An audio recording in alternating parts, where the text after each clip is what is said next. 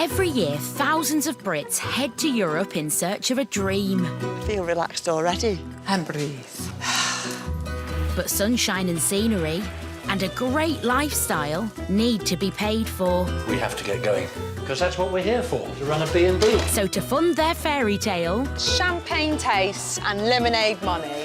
brave Brits are taking the plunge and going into business. What could go wrong? On this series, we follow those expats, setting up anything from bars and boat charters in Spain Suddenly, all hell breaks loose. to vineyards and B&Bs in France. We're in trouble. But will they flourish? Or will they fail? We have no money. Oh, la la. And can they really make a life in the sun pay? If we don't give it a go now, there's always going to be that what if. No pain, no gain. On today's show, What have we done? will this family open their new bar on time? It makes me feel a bit sick every time I come in here. I feel a bit like overwhelmed. Will this rookie fisherman One day, I'm going to have a boat like that. Yeah. Definitely. take over from an old hand? Who's driving the boat? We're going to crash. And will these novice B&B owners be ready for their first guests? This is crazy.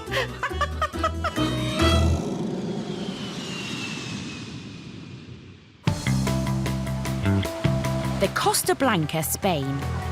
This 200-kilometre stretch of coastline with crystal clear waters enjoys over 300 days of sunshine a year. So it's no wonder pretty towns like Javier are hotspots for Brits moving over to start a new life in the sun. The latest to make the transition are Kelly and her fiancé Steve, Stallion. My family name and very proud of it. I'm not in public. But what do you mean not in public? I'm just joking. Until 10 days ago, Steve and Kelly were living in Plymouth, but they were fed up of working for other people and having no time to spend with their 2-year-old daughter, Millie. So they've traded that life for a new one on the Costa Blanca. Javier is a really, really beautiful place. I think it was actually sold to us as Saint-Tropez of Spain. Like I do sit here now and I think, wow, how lucky are we to live here? But it's not just the scenery that makes Javier attractive. The cost of living in the UK is 50% more than in Javier, and it's a short hop back home with the nearest airport just an hour away. To fund their new dream lifestyle, Steve and Kelly aim to turn this rundown place into a family bar grill. Our dream is to have like a small little empire, nothing huge, but just to have a really lovely lifestyle. My God, you're talking fast. This could be a brand new start for Steve and Kelly. But they've not come here alone.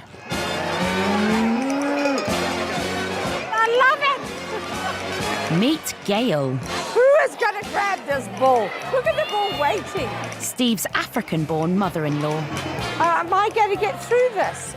Oh, my God. Look at this. I can't be that fat. But Gail's not just here for the ride. She's plunged 50,000 euros of her life savings into this dream. I'm loving it. The family have just received the keys for their new bar, and today is their first chance to size up the scale of the task. What have we done? The bar used to be owned by another expat, but they struggled to make a go of it. It's still sinking in that this is our own business. I'm still not really sort of comprehending, man, this is ours. It cost 20,000 euros for the lease. They have a further 20 for living costs, leaving just 10,000 for renovations. But this bar is almost 500 square metres. There's a real risk it could become a huge money pit. Even the day we signed, I honestly didn't, I wasn't like jumping around going, yes! It wasn't like elation, it was like, man, this is, we've got a lot on. But then actually the first day here, and just getting stuck into it and stripping it back, fundamentally, yeah, there's a lot of hard work to be put into it, but it's ours. I worked in a restaurant doing the books twice in Botswana. He's been in the industry running restaurants and bars for 15 years. And he's a big, strong, healthy man. And this place is going to be amazing. I'm just so excited about it. Steve and Gail aren't daunted by the amount of work they need to do here, but their complicated home life is almost certainly going to have an impact. 2-year-old, A hyperactive 2-year-old.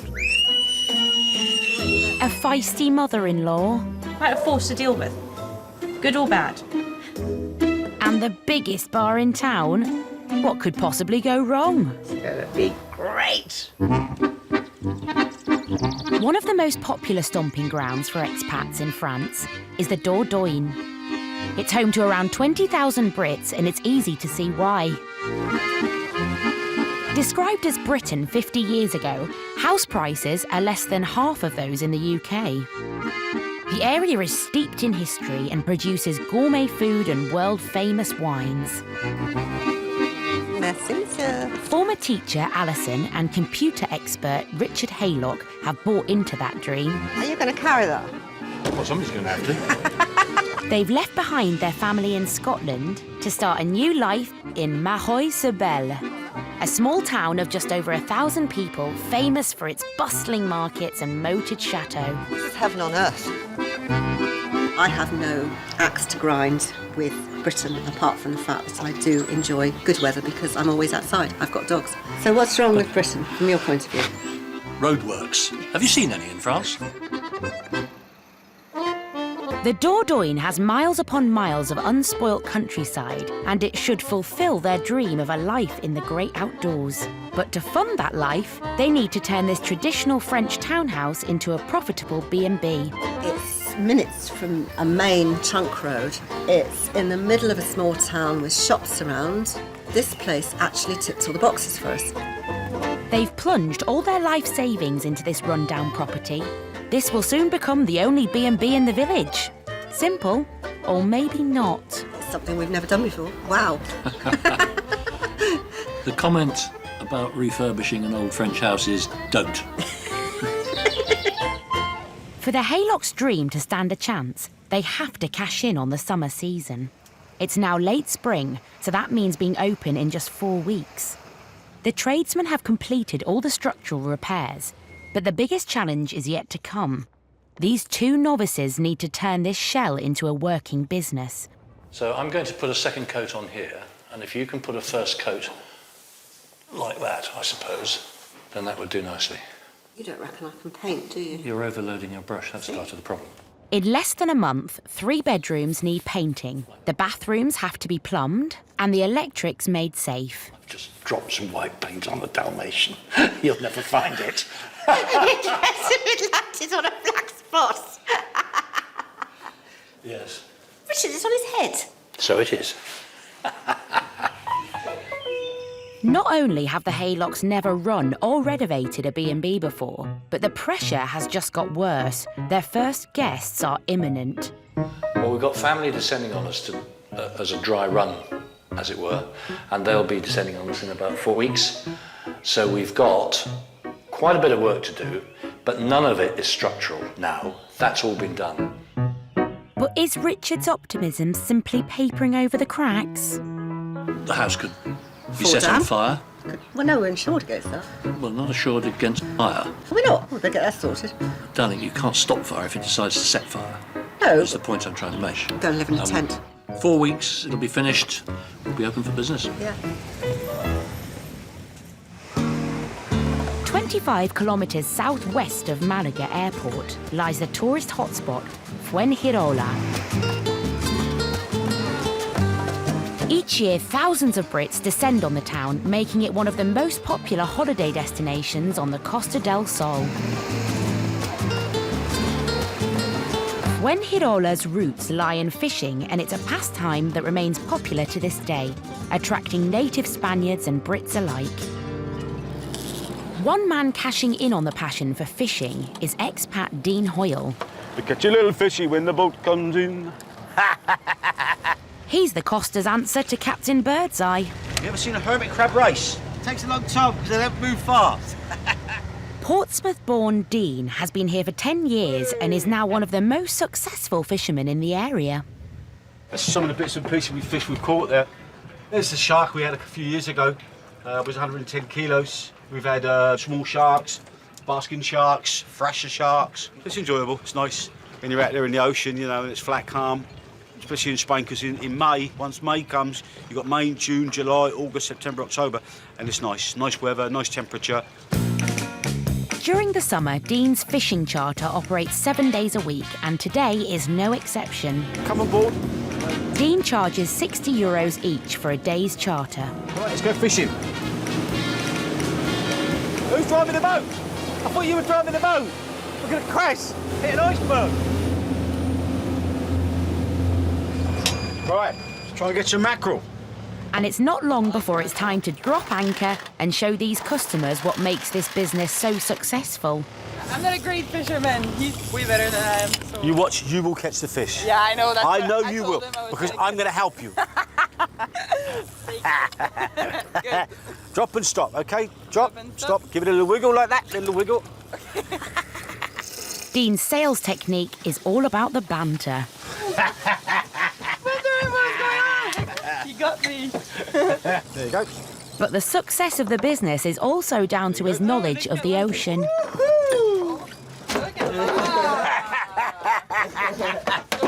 Gordon Bennett. Hey, that's the biggest one I've had this year. Matt, net. It's been a successful day at sea, and Dean's returning to base with 2 very satisfied customers on board. Definitely the best charter we've been on this year. Good skipper. Good skipper. But after a decade of pleasing punters, Dean's moving on. He's heading 3,000 kilometres south to the Cape Verde Islands off the coast of Africa. I want to move on. I've got an opportunity. Someone's bought the company off me, so it's given me the opportunity to have the money to do it again. To finance the move, he sold his beloved fishing business to another Brit who's cut from a very different cloth. A lot of work to do initially with the website, the leaflets and the uniform, which are probably your main point of call with your market. I just don't think Dean's is quite up to par with what it should be. If the new owners were anything like Dean, then sure it'll be a success. You know one else like me.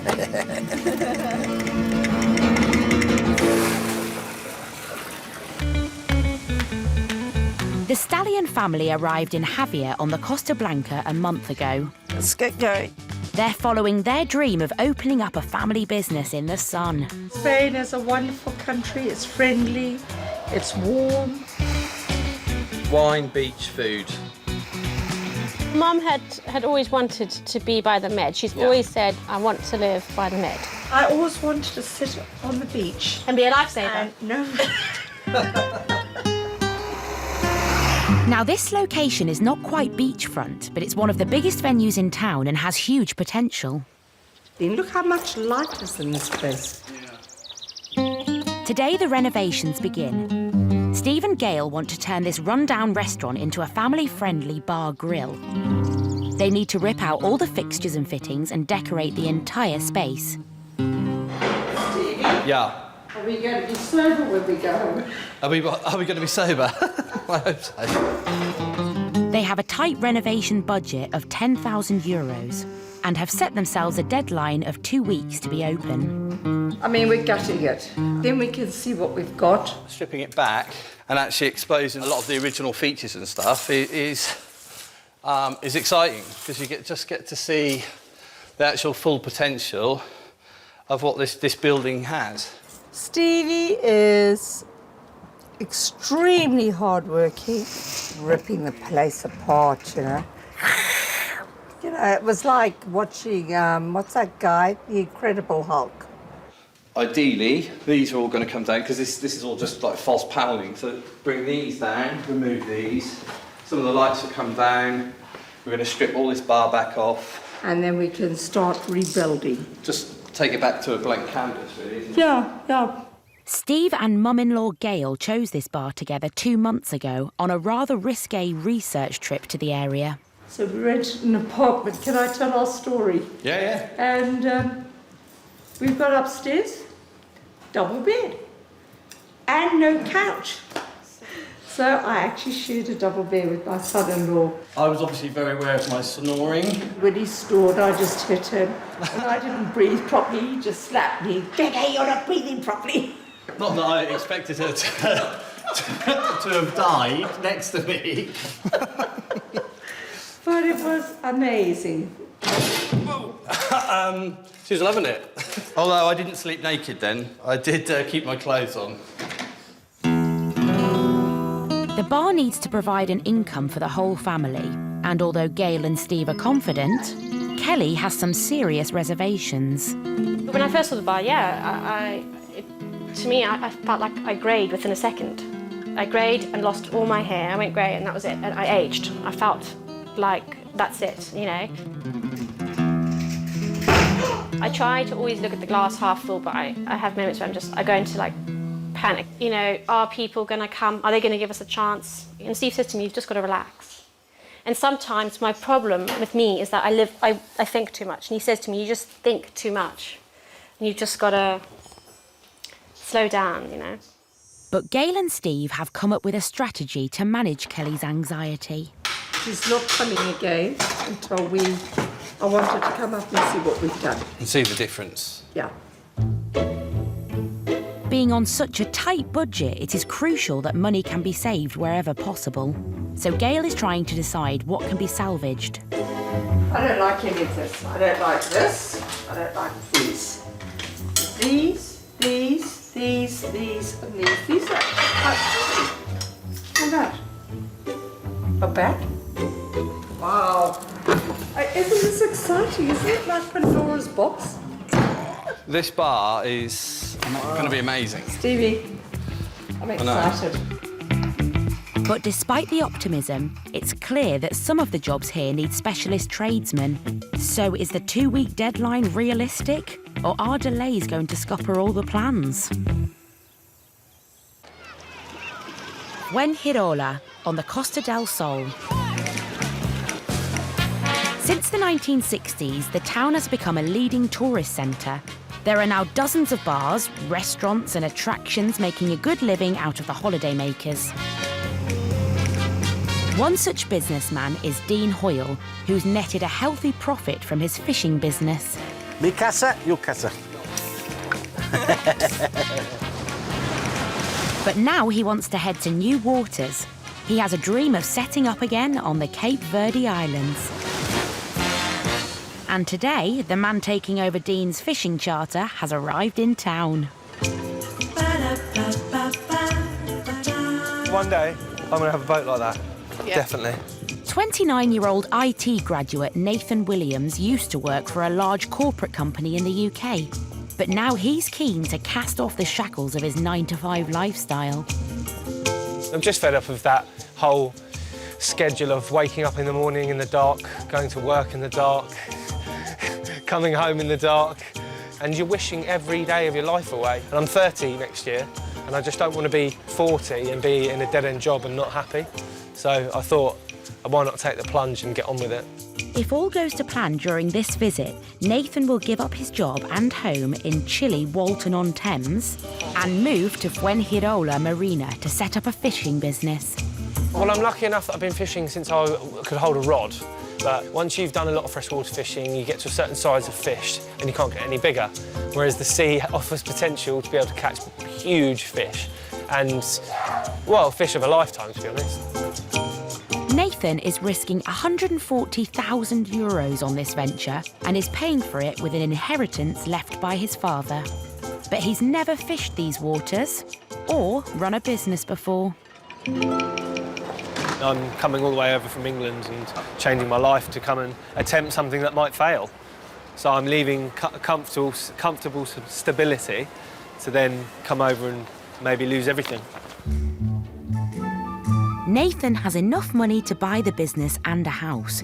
Hola. Hola, encantada. So today he is beginning the search for a villa. This is amazing. I love it. Alongside his girlfriend Lucinda. Absolutely beautiful. The views are incredible. House prices in Fuengirola are around a quarter of what they are in Nathan's hometown of Walton-on-Thames. Most villas come with a pool and a barbecue to make the most of the year-round sun. Very large property. Nathan's inheritance has given him enough to buy this 6-bedroom villa costing €500,000. At home, it would be well over £2 million. You've got so much space. It's absolutely perfect. Yeah, it really is. It looks like Nathan may have found his dream home. His next port of call will be signing up for his dream business. After you, me lady. It's a business built on Dean's character. The question is, will Nathan really be able to step into Dean's shoes?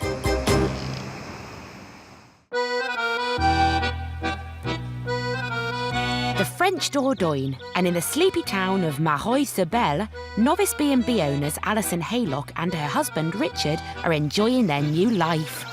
Property here was very much more readily available, and which gave us the opportunity to have a better standard of life by simply moving to a much warmer country. It seemed like a win-win situation. Nah. Yeah, what's not to like? But the clock is ticking on their new B&B. In 3 days' time, they're going to face their first test as hosts. House is as ready as it's going to be. Well, that's not actually true, is it, darling? At the moment, only 2 people can sleep here. And we need 8 to sleep here. When I've built the beds this afternoon, it'll be ready. All that stands between them and welcoming guests are 3 flat-pack beds. 12 of these. Yep. And they come in underneath. You're absolutely right. So legs first. It would have been so much easier to buy ready-made beds. But the Haylocks have no idea how much they could make from this business, so it's vital they keep the spending to a minimum. If we had $1 million to throw at this, we wouldn't be considering anything other than the best quality. This would be a 5-star bed and breakfast, and we'd be charging €200 a night. We're not. Down a bit. Don't take your fingers away, please. I can't see what I'm doing. According to the diagram that came with this, it takes 20 minutes. It took me 20 minutes to get the first 2 bolts in, let alone the whole thing. I've done mine. All right, come on, let's do this done. Finally, though, success! It's a bed! So they've sorted the bed, now for the breakfast. Since moving to France, Richard and Alison have dreamt of the good life. Almost everyone around here keeps chickens. And now the Haylocks want a slice of that Dordogne dream so they can serve their guests the freshest eggs. Can you get ones with nice personalities? I'll try.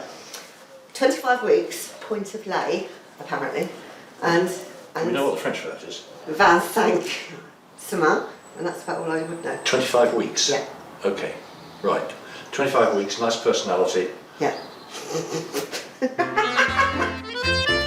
This trip is really going to put Richard to the test, as he attempts to translate Alison's strict chicken criteria.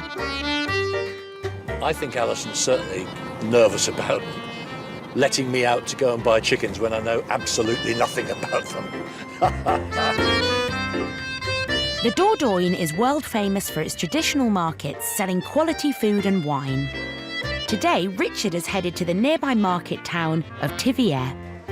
The town boasts some stunning French architecture. Thiviers also prides itself on being the capital of foie gras. But it's not French delicacies on Richard's shopping list today. Combien de semaines sont-elles? 4-5 mois. 4-5 mois? Oui. OK, that's good. Are they good layers? Do they lay eggs? Les œufs? Les œufs? Oui. I don't know about this.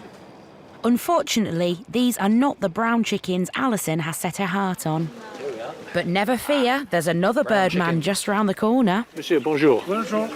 J'ai besoin de 4 poulets, s'il vous plaît. Oui. 25 mois. No. That's actually months, Richard, not weeks. C'est le temps de téléphoner ma femme. Right. Well, we can't get 25-week-old ones. Is that what we wanted? 7 weeks old. If you're happy with that, then I'll do the business. Bye. I see we're second in the queue now. Alors, monsieur. Nous voudrions 4, s'il vous plaît. Oui. Voilà. C'est 4? Oui, il y en a Sont 4. femelles? Oui. Très bien. So that's another task ticked off the to-do list. Home in time for lunch. The question is, will these 4 chickens in a basket make or break breakfast for the Haylocks? been a week since the Stallion family first got the keys to their new dream business, Gecko Bar and Grill. Steve has been working round the clock and has finally managed to rip out the old fittings and fixtures. The main progress over the last couple of days has been the bar. So put the first coat of paint stripper on yesterday to reveal this red. We're going to do another coat of stripping back as well, and once we've done that, hopefully it will have this really sort of vintage look. But while Steve has made good progress, he is now waiting for electricians and plumbers to wire the bar and get the toilets into shape. And their mañana attitude is starting to wind him up. There was another celebration this weekend, so no one was working Friday. Sitting around and waiting for people to take action and being in their control is actually, I find, quite frustrating.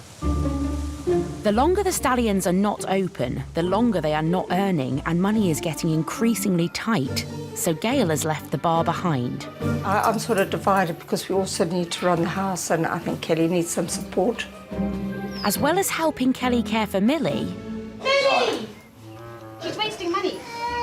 she is urgently trying to balance the books. I've said to Stevie, we've got to know where our money's going, what we're spending it on. Plumbing supplier, right, okay, this is for the bar. This is why we need to work at the bar, because I need to question him about things that he's given me, as it's all in Spanish. Everyone is starting to feel the pressure, and it's not just financial. You know, we've got a family of very strong characters, and when we all want to see our vision, then it's about give and take, and so that's what we're learning, and it is quite a hectic learning curve, to be honest. At the end of a hard day grafting, Steve heads home for some much-needed relaxation, but there's no time to switch off. Have you written down the menu? They need to decide on what food to serve. Mum came to me on it, she's like, do you know what I want to do? I want to do like mince on toast. I looked at her and I said, Mum, in like the 6 or 7 years that I waitressed, nobody, and she looked at me, I said, nobody, and I mean nobody's ever even asked me, do you have any mince on toast? So mince on toast is a non-starter. But what about breakfast? Well, Gail thinks it's a matter of personal choice. Breakfast is breakfast. I think you should be able to order your breakfast according to what you want. We have made a decision of 3 items for breakfast to start. Yes. Have we? I didn't know that. I thought that's what she said. She said we. No. I assumed you two been skimming behind my back there. No, we haven't said anything. I wouldn't say I'm bossy, but I'm very Opinionated. And in Gail's opinion, one dish is a particular sticking point. When we said about bacon butty, you were like, oh, I'd never do a bacon butty. well. I mean, you can make your own bacon butty. When you get your bacon and eggs, you can say, "Can I have a bit of extra bacon because I'm going to make a bacon butty." Same You're price. going to make me go bald. Put it on the menu. There we go. Take the scrambled eggs off. No, you don't. Ooh. If you want a bacon butty, I'll make you one. I'm not putting it on the menu, but you can. It's on the menu. We've decided it's on the menu when we do breakfast. Is it? You said, oh yeah, we've got to put bacon butty on. All right, put a bacon No. butty. Put a bit of mince on toast too. This is clearly a difficult family situation, and Steve is beginning to miss his own personal space. He does very well with all girls. Our little joke is that Steve and I could have 20 babies, but they'll all be girls. That's probably true. Yes. Yeah. Just one little boy would be amazing. But how is that ever going to happen when Steve is sleeping next door to his mother-in-law? Living with my mother-in-law is Intense. intense. Yeah, would love to have another baby. Well, they've got to get on with the job, haven't they? I'm tired. Baby in the bed. Mother-in-law down the hall. Man, to the point where it's like we'd have to plan it, but not at the same time. Unfortunately, yes, we'd have to have planned sex. And I sleep with my bedroom door open. So maybe I should learn to close it.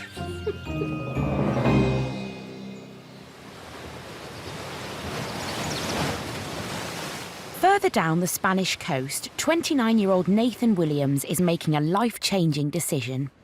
All of them then? Yeah. Today, he's signing up for a brand new fishing business in the sun at a cost of €140,000.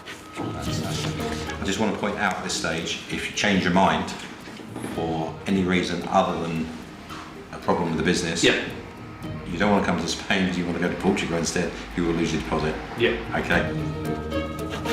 It's really happening now, and obviously I'm committed to it because I've signed the contract. I think it's going to be tough and hard from here, a lot of work. There's no turning back now for Nathan and his girlfriend Lucinda. In Walton-on-Thames, Nathan is saying goodbye to his 3-bed semi and making the long journey to Spain. He's got a clear business head, clear insight into where he wants to take the business. But he's very young. Whether he's got the right experience or the know-how to take the business forward, it's down to Nathan. Nathan has his heart set on the house he visited at the start of his journey. But he's already falling foul of the famous Spanish bureaucracy. There was complications with this house. In Spain, you get quite a lot of legalities with regards to the registering of the house at the town hall. This one is registered as a 1-bedroom, and you can see it's a 6-bedroom house. So, yeah, there were complications that I just didn't want to get involved in. I mean, you just don't need that hassle. With the sale now off the cards, Nathan has settled for renting the property instead, allowing him to turn all of his attention to his new business venture, the fishing charter he's bought off expat Dean Hoyle. Whoa! Fish on! Fish on! Dean's now heading to the Cape Verde Islands, where he thinks he could repeat his success. I'm hoping I'll work less, because here, once July hits, July through to October, we work every day of the week, 7 days a week. I'd rather just do 4 or 5 days a week and have a couple of days off on the beach. Dean may be a joker, but his great customer service has netted him a good living. He can earn up to €1,000 on one single trip. But newbie Nathan is planning on a much more structured way of working. I'm quite a jovial person. I like a joke and a banter, but then there's a fine line because you've got to come across as though you're professional and you know what you're doing. Like, I wouldn't trust Dean to show me how to put a life jacket on. Nathan's planning to use the internet to reel in customers. And as he begins planning his new venture, he's starting to suspect his predecessor has missed the boat. Dean's website, I don't think, has been changed since it was created in, I don't know, 1998 probably, something like that. So the logo's a bit pixelated. He's got multiple different email addresses on there. He's got negative Facebook stuff on there, which isn't good. Dean, I'm coming out to Spain next week and I'm looking to do a few days fishing with you. Could you let me know some info on the costs and trips available, please? Thanks. 2 days later, been and gone, thanks for coming back to me. Dean relies on a more relaxed approach, and his main marketing tool is word of mouth. You've got to know everyone in every bar. They get customers sat in the bar. And they ask about fishing. They say, oh no, Dean, you go with Dean. You know, he's good. So all these bars in the port here, all the English bars, they work with me. Nathan doesn't have the benefits of Dean's reputation, so he spent €5,000 on marketing material for the business. And it's just arrived at the villa. So what I've done is I've got merchandise that I can give away for free. I've got iPhone covers as well, for people if they want to buy them. Key rings, these will be freebies with the T-shirts. Notepads for all our business notes and stuff when we have meetings. And I've got can coolers. So when you give people beer, because in this heat, they go hot after 2 minutes. So I thought these would be sensible. Nathan's confident that his new approach will take Dean's business into the 21st century. But he's never fished in the Med, so needs to learn the tricks of the trade from Dean. I've got Dean now for about a month, and then it's all mine, so I've really got to get involved with him. It's scary, but it's also exciting because it's the deciding point of when I really get stuck into the business. But with these two on board, who knows what will happen? Mahoy-sur-Belle in the French Dordogne.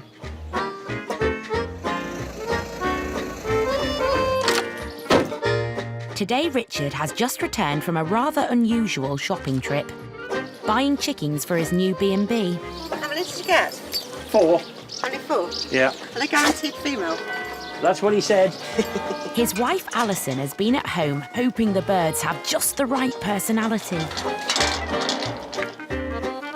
Oh, aren't they hideous?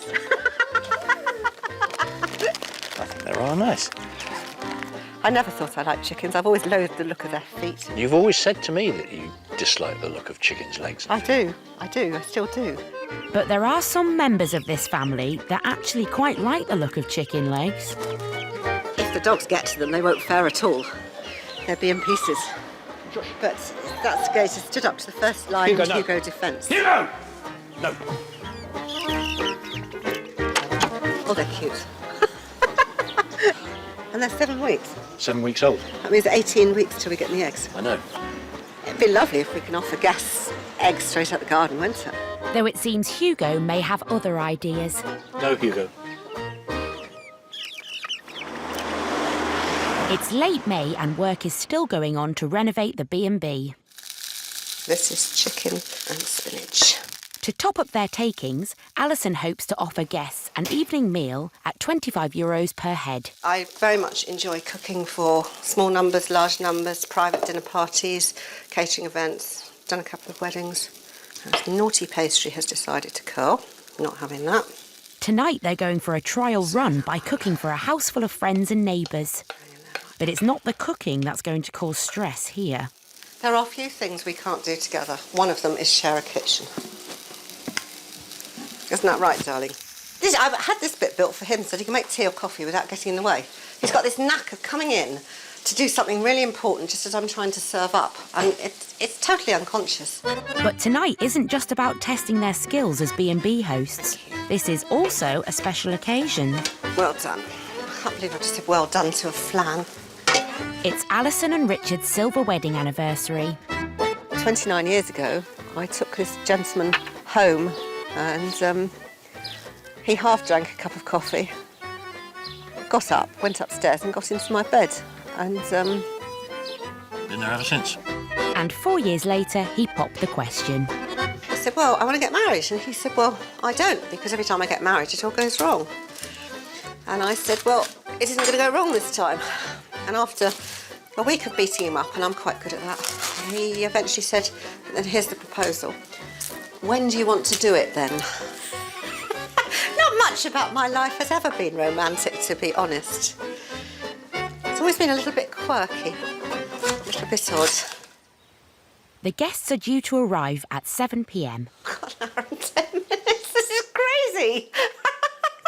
And Alison is making a full buffet with quiches, fish and desserts. What I actually need doing quite badly is snacks.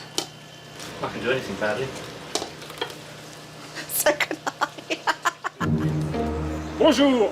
At 10 to 7, the first guests arrive. We don't have any room. And the kitchen is chaotic. Next person who stops me doing anything up towards cleaning this up is likely to get a washing up brush up where the sun don't shine. The buffet is ready, and after a quick change, so is Alison, albeit a little late. But how will her menu go down with her French guests? Poule et épinards. Poulpe? Ah non, je veux pas de poulpe. Non, non poulpe. It seems there's a bit of a communication problem. Poule? Non, en anglais. Chicken and spinach. Ah, ok. Mais poulet, pas poule. Despite confusing octopus with chicken, Alison's cooking is going down a storm. There's kedgeree over there, which is fish. Catherine said that I had cooked enough to feed a regiment, which I think is just as well because a regiment seems to have eaten most of it. So that's pretty good going, really. So a successful dry run, but will they cope when hosting the paying public? We're a little way off finishing it. It won't take that long, and then we'll be open for business. Thank God, I'm looking forward to it. Are you? Yes, we need the shekels. I'm terrified. Be all right. The busy summer season is just a couple of weeks away, and Alison and Richard have their first booking. Happy anniversary, my love. Happy anniversary. Who'd have thought it? Who would have thought it? Not my mother, for one. She gave us a year. But how will they cope doing all this for real?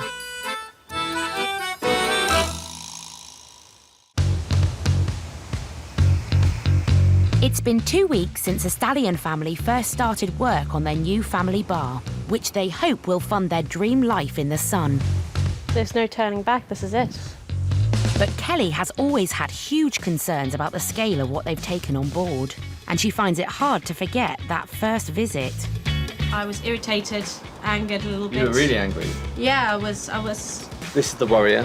My mouth wasn't producing enough saliva so I could talk or swallow or do anything. I was like... The bar has been stripped back to a blank canvas, and now Steve is pushing forward with the decor. But Kelly has not been here for 2 weeks and is hoping the bar is nearly ready. Ta-da!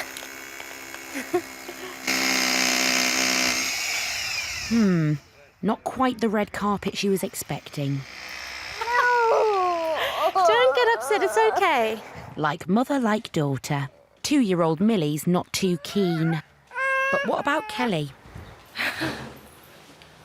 It's looking better than what it did. Kegs will very much tell me if there's something that she doesn't like. It makes me feel a bit sick every time I come in here. I feel a bit like overwhelmed. Are you going to be getting rid of all this tile, yeah? We're not keeping that. We're going to tile on top of that.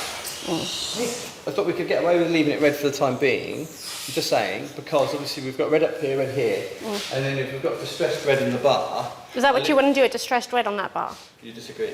I mean, if you want it looking distressed, you might as well just leave it as it is, because it looks distressed, and it looks red. It's very distressed now. Yes, so there we go. Kelly is a perfectionist in certain areas, and... I really don't like the colour of this. I know people are looking and think, oh, it's just the ceiling, but to me, I don't like that colour. I don't, you know. I really don't like this flooring either. And those lamp shades are just pointless. They found this here. I mean, look at that. That's. It's like someone from the 1970s spat that out. It's disgusting.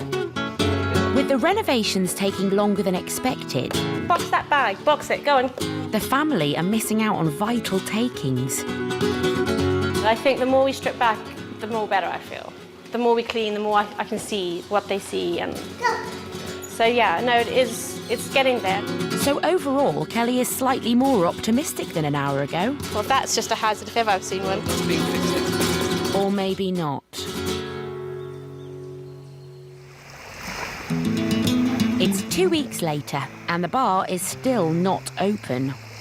The Stallions are now €5,000 over budget and need to take action. So today, Gail and Steve are on a mission to try and secure a loan to fund the rest of the renovations. We're not asking for a massive amount, but it will be enough for us to finish off everything.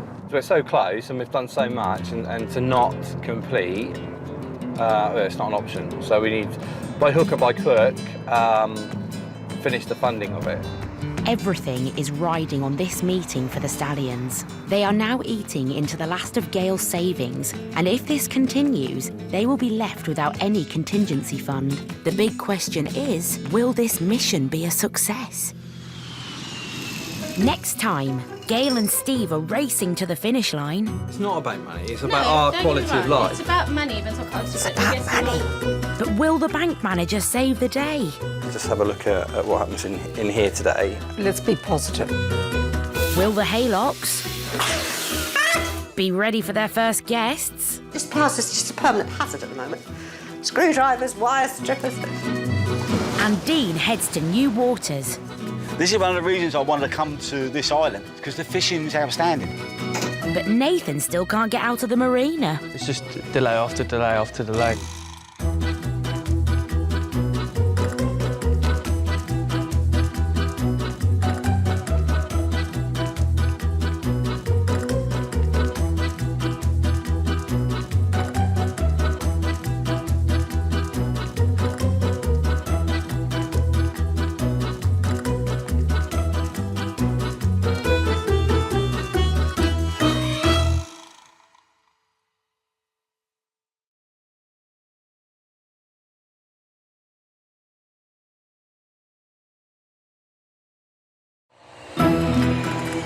Every year, thousands of Brits head to Europe in search of a dream.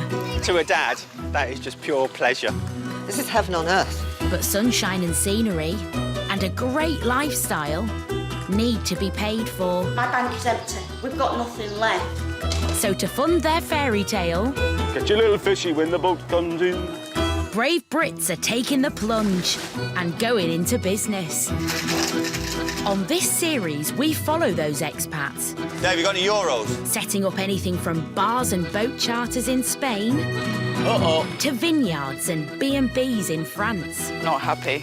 Not happy. But will they flourish? We're going to do it, we must do it properly. Or will they fail? Money doesn't grow on trees. It is life or death. And can they really make a life in the sun pay? Fans broke down. You are joking. It went bang. On today's show, cash problems for the new bar in town. It's not about money, it's about our quality of life. It's about money, but it's about money. But will the bank manager save the day? Let's just have a look at what happens in here today. Let's be positive. Will this fledgling B&B be ready for its first guests? This house is just a permanent hazard at the moment. Screwdrivers, wire strippers.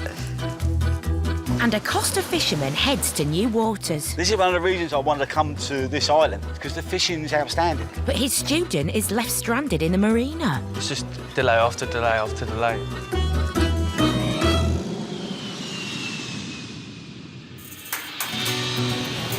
The Costa Blanca, 200 kilometres of beautiful Mediterranean coastline. At the area's most northern point is the town of Javier. The town enjoys a subtropical climate with around 3,000 hours of sunshine a year. The wide bay sheltered between rocky headlands make it a popular choice for sun worshippers and also Brits who want to cash in on this market. 3 expats trying to do just that are Steve Stallion, his fiancée Kelly and mother-in-law Gail. I want to be like Richard Branston. Branston? Pickle. Gail Pickle. Virgin! They jacked in a life in Plymouth to move to Javier. And they plan to turn this bar into a family business. It's a wonderful life. Spain is a wonderful country. It's friendly. It's warm. I'm used to the sun. Over the last month, the bar has been transformed. But this has come at a cost. The family had a €10,000 renovations budget, but are now 8,000 over. Well, we still need to do the cash and carry. So now they're at the bank to see if the manager will give them an overdraft. Just have a look at what happens in here today, and then obviously... Let's be positive. Let's say. Oh, yeah. They're hoping the overdraft will help them speed up the works because they need to open to make some cash. Oh, I see some grey hairs. I've got loads of grey hairs. I love them in my beard. It's quite nice now it's on brown flesh. It's not about money, it's about our quality of life. It's about money, but it's not quality of life. I guess in my mind, I've always just envisioned. After 20 minutes, they're out, and it's not good news. He was extremely nice. Yeah, but and he's quite honest. Where do we come from? Who are we? Yeah, what we are have we doing? no history whatsoever. We don't have any background. We don't have any collateral. As Who expected. are we? Yeah. So, on the run. With no bank records to fall back on, an overdraft is unlikely. So the family will need to use the very last of Gail's savings if they want to open in 10 days' time. Over the past 3 weeks, Steve has been working round the clock at the bar, ripping out all the old fixtures and fittings and decorating from top to bottom. But it still needs some vital finishing touches. If the flies bother you, deal with them. So they're on the hunt for some bargains. Okay, they're this side. My actual look would have been a cushion with little roses on it, but you're looking at $12 a cushion, and we've got 40 chairs. We've looked at other ones which are thicker, but they're like twice as much, and so obviously with us being on our budget, then it works. These cushions are kind on the wallet, saving the family €300. But will they be as kind on the derriere? Yeah, they're fine. Just under €177. So good. And if we bought the ones we really wanted, it would have been about 500. Who knows when all the people come to the bar and spend their pullas and mullahs, then we'll get the luxury cushions. Adios, amigo.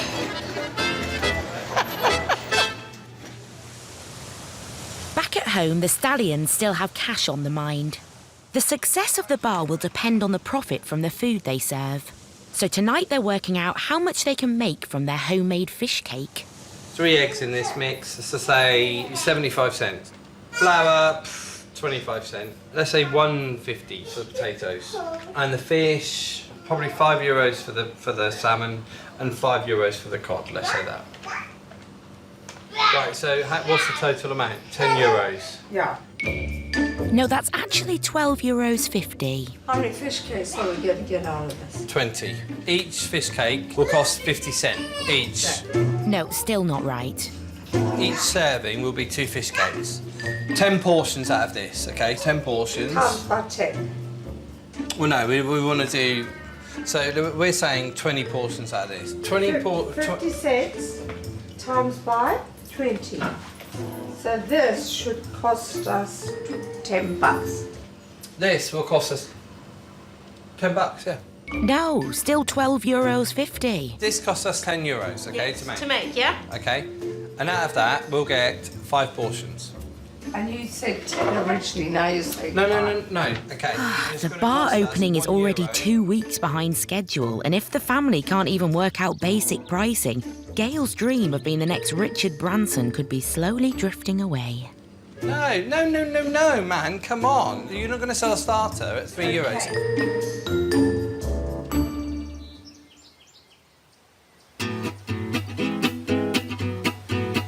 Marois-Sebel in the Dordogne department of the southwest of France. A small market town with a variety of traditional shops selling local delicacies. It is surrounded by some of the best countryside France has to offer. So it's easy to see why around 100 expats now live here. Among them, Alison and Richard Haylock. Alison and Richard were fed up of their old life in the chilly Scottish borders, so traded it in for a new one here. The French like the outdoors, and I think that's part of their psyche. We were at a picnic on Saturday and it was an absolute delight. Richard and Alison have spent the last 5 months turning this traditional French townhouse into a 3-bed B&B. But they've never done anything like this before. So now they've invited family to stay the night to see what they're doing wrong. I'd like to think that all my children have been brought up to speak their minds. So if I say, what do you think of this? Is it working? They're not going to tell me, yes, it is, if it isn't.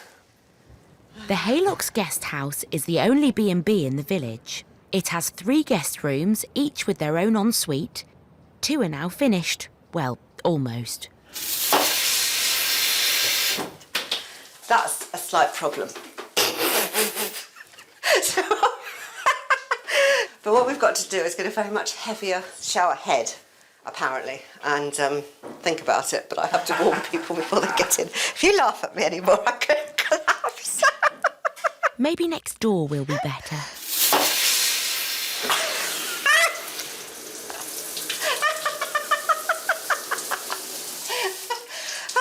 Now this happened to me. Now I must be an idiot, because that's twice. It's all right when you're in it, but when you're not in it... Excuse me, I'm going to go and get changed. The Haylocks' first guests are just hours away. And not a chance in hell of everything being done. There's still an open saw on the coffee table in there with a 3-year-old coming in. There are tools, nails, everything left there. This is the final straight for the Haylocks. OK, my sweet, see you soon. But they've run out of time. God, this place is a nightmare for young children. I'm a teacher, I'm a mother of 5, and this house is just a permanent hazard at the moment. Screwdrivers, wire strippers.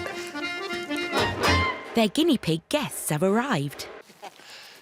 Today is the first time Alison has seen her son Peter since they moved to France. It's been such a long time. I'm so pleased. I'm so pleased to see you.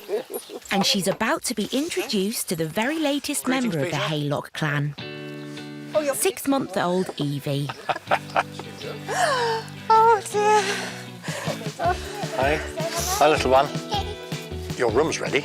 We're going to see our room. We're going to have a look. Yeah? Come on, man. Oh, wow. Oh, brilliant. What do you think of the room, Noah? Do you like your room? I think it's stunning. Really nice. Yeah, done a good job. It's beautiful. Yeah, definitely. Definitely big enough for a family as well, so it's good. It's the next morning, and after spending the night here, Alison's family have pointed out a few issues.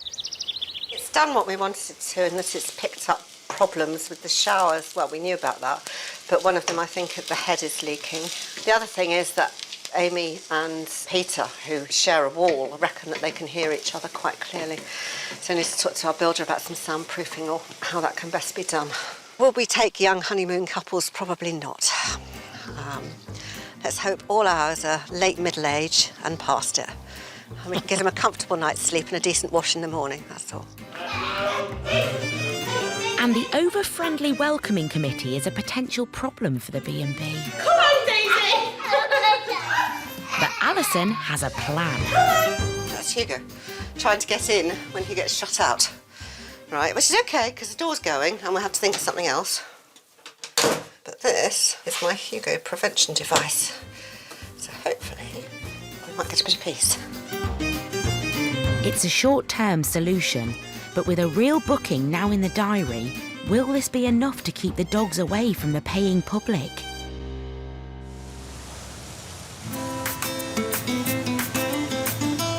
The Costa del Sol, 160 kilometres of coastline with long stretches of beaches and rustic Spanish villages dotted within its hills.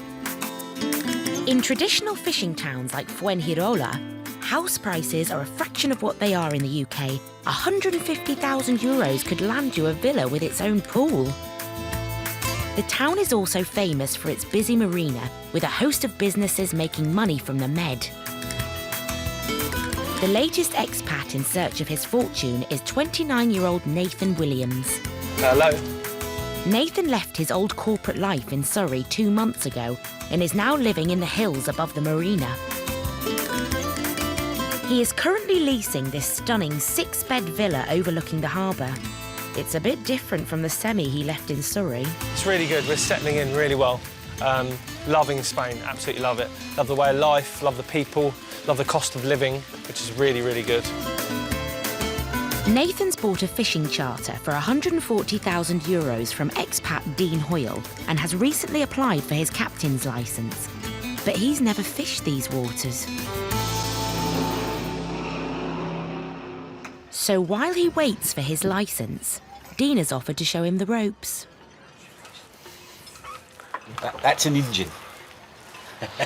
Before he heads off in search of his own dream. I've got until the 30th of June, and then I'm finished. Couple of weeks, yeah. Dean's made a good living, but now he's after a new challenge and wants to work out if the Cape Verde Islands have even more to offer. I'm looking forward to it now. Looking forward to going somewhere nice, somewhere fresh, somewhere different. New faces, new people. Yeah. But before all that, he's giving Nathan a lesson on where to find Fuengirola's finest fish. Right, that's fish there, Nathan. That's fish there on the bottom. We're heading west towards our fishing spot, right there. Let's see what's happening there. See if we can find some mackerel today. A little bit bumpy, but I think we'll find some fish. The Med is rich pickings for fishing, with mackerel, tuna, dorada, and even the odd shark. Fish on, fish on. But there's an art to landing a good catch. Nathan, other side, son. You go under the boat there, mate. Never on the wind side of the boat. Am I good at showing you what to do? Yeah. You hesitated then. You didn't say straight away, yes, did he? He went, yeah. Nathan is now becoming more confident about his new venture. I think I pretty much learnt most of the stuff I need to with Dean. It's mainly the fishing side of stuff. I've had boats all my life, so that's the bit I sort of know anyway. He's a good boy. He's young, he's got plenty of enthusiasm. You know, I've got no idea what he's going to be like in the long run, the long haul of it all. But, you know, it seems that he's got plenty of energy for it. So I just hope he can see it through. Nathan has one more lesson. But next time, he'll not just have to impress Dean, he'll have to impress customers too. It's late June in Fuengirola. The average daily temperature is 30 degrees and rising. This part of Spain enjoys 11 hours of sun at this time of year. Perfect for a day's fishing on the Med. Boys, how are we? It's Dean's last training session before he heads to Cape Verde, and this time there are customers on board. But today's going to be a real battle of the brands. Nathan has his new merchandise on board. Really happy about it. Yeah, I'm just waiting for jumpers as well, but obviously don't need that at the moment, so. Right, let's go fishing. Really, really excited about it. Yeah, see? The warm currents and direct access to the Atlantic means this stretch of the Med attracts a huge variety of fish all year round. It's the last week with Dean this week, so it's a good week to get involved with as many people as I can. Quite excited, obviously. It's why anglers flock here to experience a day at sea. Try there, lads, for the mackerel. Experienced Dean is well aware of the best spots to catch fish, and it's time for Nathan to put his own stamp on things. I need to see if it fits him. Got an extra small. After 1 year of working for Dean, Deckhand Mac has a new boss, and he has the T-shirt to prove it. Here we go. Look at that, nice and new. It's just another step, isn't it? I've got so many steps to take before I'm there, so this is just another step in the right direction. And looks good. And time for Nathan to put his training to the test. Give it a few cranks up to just take the slack out of the line. If you have the thinner line, then it'll spool up, yeah. I did it the other day. Come on, fishies. Scared them off. It's not a great start. They're now an hour in without a bite. Old hand Dean decides to stick his oar in. If they're small little taps, don't do nothing. Wait till you get the bigger knock, bigger pull, then strike them up, okay? We catch a little fishy when the boat comes in. Any knocks, boys? Within minutes, they catch the first fish of the day. Oh, yeah. Oh, mate, look at the size of that one. And a second. Oh, that chop. And then a third. That one for a little one. It's neat.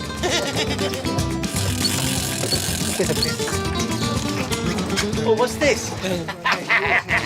First decent fish. Rest have all been goldfish. Get a few more of them, be nice, really nice to eat. You'll see these in the restaurants. I like Dean. Dean's got a great heart. He's a certain taste. He's a bit Marmite. You either love him or you hate him. He can be inappropriate. He's what people look for in a fishing charter, because you don't just want a captain that sits there and says nothing. But I think there's a fine line, and I think Dean crosses it sometimes. Come on the bottom of the boat. Today, though, Nathan's determined not to be upstaged. Green. And is soon trying one of Dean's angling gags. Got one on there, haven't you? Never mind, Nathan. Maybe it'll work next time. Dean has now done all he can to help Nathan on his way. So I'm really excited to actually do it, everything from scratch, if you know what I mean. Start the whole thing for myself and not have to be with Dean. I've mugged myself a hole because I'm so successful and I'm so good at what I do. Everyone wants to fish with Dean's charters. But now they'll have to come to Cape Verde and fish with Dean's charters. Because that's where Dean will be. It's clear Nathan still has a lot to learn. And if he doesn't catch on soon, his business could be in real trouble. It's impossible to teach him what I know in a couple of weeks. You can't do it. It's impossible. He's got to learn off his own back. You know, you can't. You can only teach basic stuff, and then if you don't remember it the next day, that's experience. But at the moment, that's the least of Nathan's worries. Though he has applied for his captain's licence, it still hasn't arrived. Back home, things aren't that quick. But you come out here and it's a whole different ball game, and things take forever. So I think unfortunately, it's taken longer than I was expecting. So things have been thrown back again. It's just delay after delay after delay. Dean has now handed over the business, but Nathan is unable to earn any money. His new business is stranded in the marina.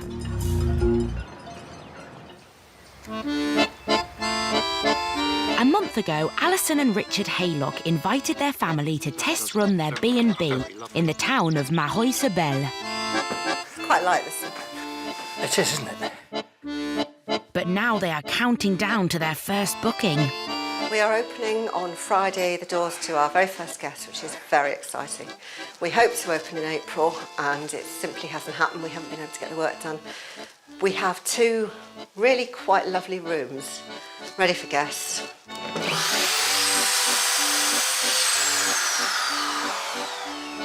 Almost. And we've got to take advantage of the summer market. We can't wait any longer. We really have to open our doors to the public, who I'm sure will be clamouring at it and going, let us in, let us in. Following family feedback, Alison and Richard are making last-minute changes to room number 1. Don't push. They want it to be perfect for their first guest. That's not level, is it? It'll do. I think these lamps need swapping over the ones next door because they're red and they don't go with the pink curtains. They go fine. Well, we've got green ones next door. They'll be better. Darling, I'm busy. All right, OK. You've asked me to do some things. You want to do some other things, that's fine, but don't stop me doing what I am doing. Between the months of June and September, there is an average of just 5 days rainfall here, and temperatures are regularly above 30 degrees. That's almost twice the average of the UK. But this year, the area is also experiencing a heat wave, and the searing temperatures make the simplest task hard work. Oh dear. Not good. Not a good look. Alison is missing a few home comforts. Normally you get somebody who comes around with a bucket and a ladder, all enterprising, and says, here, can I do your windows, love? And you say, yeah. And they charge you 40 quid and disappear. And no B&B room is complete without a full-length mirror. Not difficult. I need a drill. That's plasterboard. How hard can it be to clean a window? I mean, how hard can it be?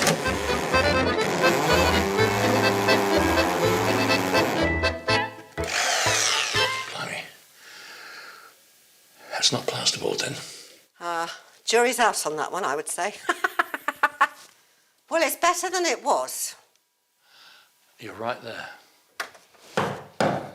The Haylocks B&B has a total of 3 ensuite bedrooms, and now room 1 is finally ready for guests. As far as I'm concerned, it is drink o'clock, on account of the fact that it is now 6:15. Now, at last, Alison and Richard can start earning some money. We've only got 2 rooms ready, not the 3 that we hoped, but we'll carry on working on the 3rd room autumn and winter when it gets a bit quieter. But right now we have to maximise the market as it stands. First guest, very exciting.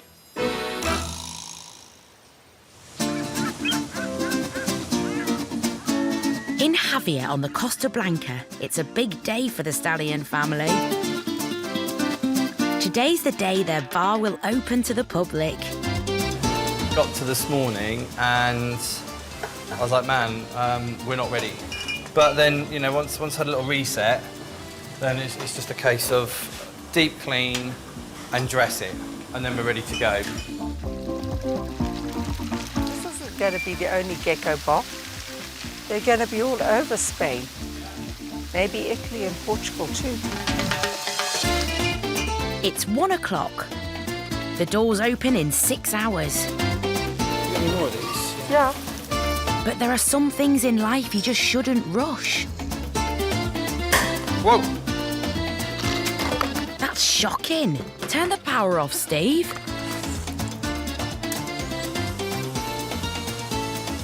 That was close. He's a strong man. If it'd been me, I would have had a heart attack and been dead. Brain nowhere this morning.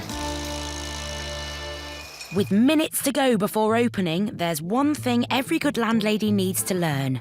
Pulling a pint. Off, on, okay? Hold it like that at an angle. I'll guide you.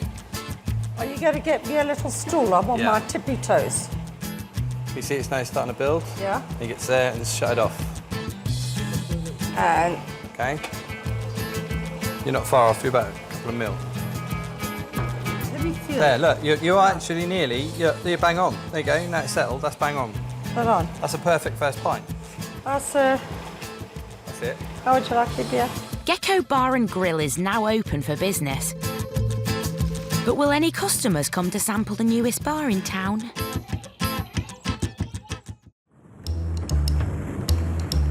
In Fuengirola Marina, fisherman Dean Hoyle has just sold his boat for €140,000. He wants to use that cash to try and set up in Cape Verde. The country is made up of 10 volcanic islands in the Atlantic, just 350 miles off the coast of West Africa. It's been a nice experience for me. But 11 years here in the sun, drinking and a bit of partying here and there. So he's now on the lookout for a bigger and better boat. When I was sold to the other fella, it's only 7.5, so it's a lot different size boat. It's just 10-metre boat. Dean made a healthy profit selling his business to the other fella. That's Nathan. This new boat is up for €30,000. In the Mediterranean, it was pretty flat all the time, but in Cape Verde, because it's the Atlantic, you get a lot of wind there, so it can be quite choppy down there, quite rough down there. I think this boat will make a good fishing boat for down there because it's stable, it's strong, it's got 2 big engines. It'll work well. It'll work well down there. Dean plans to save cash by sailing to Cape Verde himself, so this boat needs a test drive. As long as the engines, the motors are perfecto, no mechanical problem, then there's no problem. If all goes well, Dean could be a step closer to waving farewell to Fuengirola forever. Things are not going so well for Nathan. He still hasn't got his captain's licence, so can't take out any customers. But he has just bought himself a beautiful villa. It's difficult, it's challenging, it's a lot of strain and it's a lot of hard work and effort to get through it. But look at the rewards when you actually do it. This 4-bedroomed villa in the village of Mijas has cost Nathan almost £350,000. In Waltham-on-Thames, a property of this size would be worth well over £1 million. Kind of fell in love with it when we first walked in. It's got loads of land, this is all mine here. I could have a massive party here, no one would mind. It's great. Shame I haven't got any mates. This house is all part of Nathan's plan to create a better life for himself and his girlfriend Lucinda. There's no neighbours. I have no neighbours. My only neighbour is this big place here. But it's not really a neighbour as such because it's over there. In England, my neighbour would be situated here. This is the chef's kitchen, as it's called. And there's enough space to create loads of mess, which we like to do as men, don't we? This is the master bedroom. We've got a walk-in shower, his and her sinks, and a walk-in wardrobe. This is my favourite part of the house, the seating area and dining room outside as well, which is really nice because living in Spain you've got to make the most of being able to live outside more than inside, which is one of the main reasons why I wanted to move here as well, because I'm sick of being inside all the time and watching TV. I'd rather be out here watching that, which is really important for me because I need to know what the sea's doing every morning so I can let customers know if it's going to be a bit choppy and things like that and see if they want to rebook it and make their experience a bit more pleasurable than forcing them to go out in a choppy sea. At the port, Dean is back from his test drive. But has he found the perfect boat in which to sail off into the sunset? I took the boat out, done sea trials on her, to see if the boat's working good. The engines are fine. It's got 2 good motors in it. So I'll make him an offer on the boat and we'll see what he says. Dean is finally ready to follow his dream of setting up on the Cape Verde Islands. Meaning, as of now, Nathan is on his own. This is a big week for me. Not having Dean there is going to be quite scary to begin with. Having confidence in myself to know that I can get people on the fish and catch some fish is really important because that's going to come across to customers. But I feel fully confident I can do that now.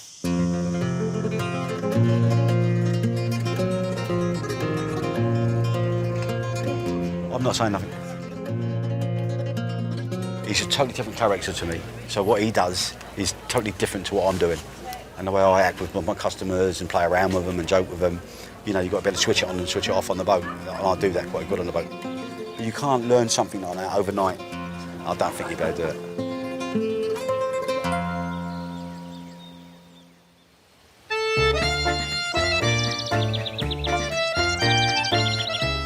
It's the summer season in the French Dordogne. And Alison and Richard Haylock's first paying guest is on his way to their new B&B. He's also ordered a dinner at €25, so that means Alison has to prepare a meal. Nearly an hour before he arrives, if he's on time. He might be early, might be late. I am so thirsty. On top of all the pressure and stress, there's also a huge coincidence in the mix. It turns out that I know the guy that's coming. So it's quite alarming in some ways. We've not spoken to each other for nigh on 50 years. With their guest imminent, Alison has one final unexpected problem to solve. The current problem is that the mattress is not secured in any way, shape or form to the bed. And it just floats on top of it and you can push it. If I was sleeping on this bed, I would feel much more secure if it were to stay still. I am tying the mattress to the bed frame with a piece of string. We're not perfect, but we're opening for business because we want to open for business. We can't just sit around and wait till next year. We have to get going. Because that's what we're here for, to run a B&B. But the time is up. Their first booking has arrived. There's a Porsche.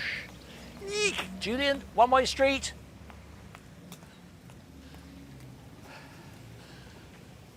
Hello, mate. You've just driven down a one-way street. So, I've arrived. What do you want?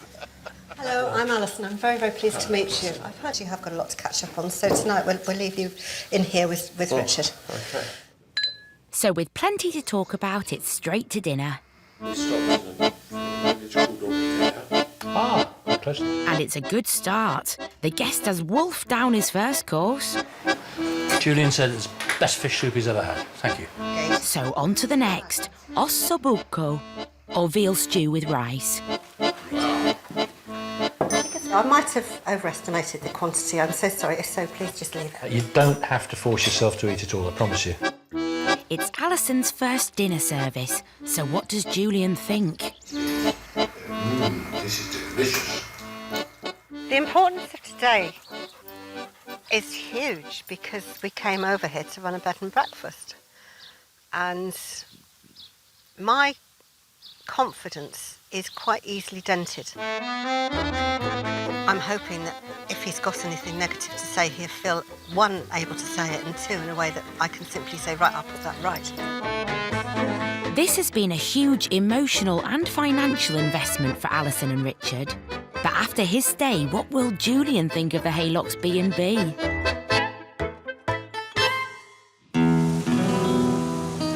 Nathan Williams has been on the Costa del Sol for 12 weeks, and he has fallen for his new life here. I would dread being forced to go back to the UK. I hate the idea of having to go through job interviews. But there's a big problem for his business. His licence still hasn't arrived, meaning he's unable to take out any customers. Because it's peak boat season at the moment, everything takes forever. As I explained, obviously, I needed this licence for my own sakes, and to be able to, it's my livelihood, really, isn't it? So I explained the importance of it, and they didn't put me in a fast queue or anything like that, which I was kind of hoping for. This is a major blow for Nathan. Until the licence arrives, he can't earn a penny. But he's making use of his enforced shore leave by removing all traces of the former skipper from his new boat. I don't think Dean's cleaned the boat for a couple of years, to be honest, and the smell is implying the same thing. Musty, warm fish, slash warm beer.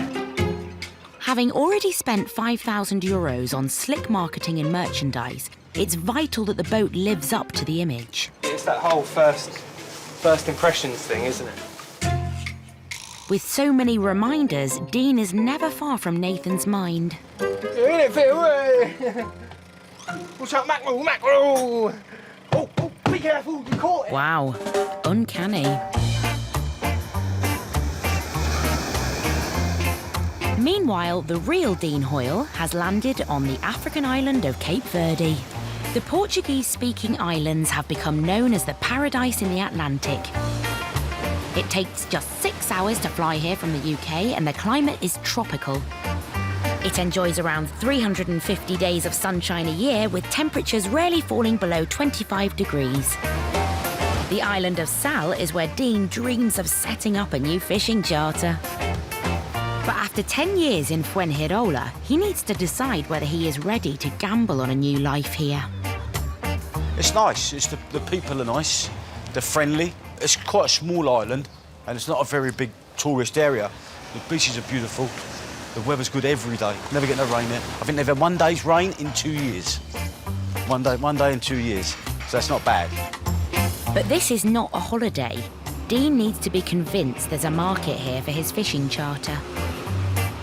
Today, he is hooking up with tour guide Blinky to address the most pressing question: where to moor his boat. Come on then, let's go. Let's have some fun. Right, I'm in the back, am I? Yeah, get in. Right, in the back. I'm sure you've had practice at getting your leg over. Get up. There we go. Hey! Over you get. So we're going to head to the west side now. We're going to go to Palmyra. This is basically the port where everything comes in with the containers. I'm looking forward to seeing that. Yeah. Because for me, it's obviously interesting. It's coming over, starting up the fishing company. Yeah. It would be a good thing for me to see. Palmyra is not one of the main tourist locations, but it is busy. So Dean might want to consider keeping his boat here. A lot of people, when it's choppy in the winter, start their boat trips from here because it's easier and safer to get on the boat. Yeah, nice. There's no waves or no this. But Dean is used to a secure marina in Fuengirola and has some concerns about this remote location. Just a local marina for local people. No working fishing boats here. No, and I'll be honest with you, fish comes in by locals. I wouldn't like to keep my fishing boat here. Yeah. I think it'd be unsafe.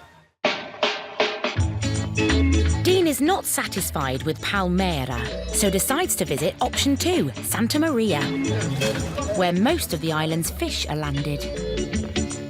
See all the people there waiting for the fresh fish there now? See that? They bring them down in wheelbarrows. This is one of the reasons I wanted to come to this island, because the fishing is outstanding.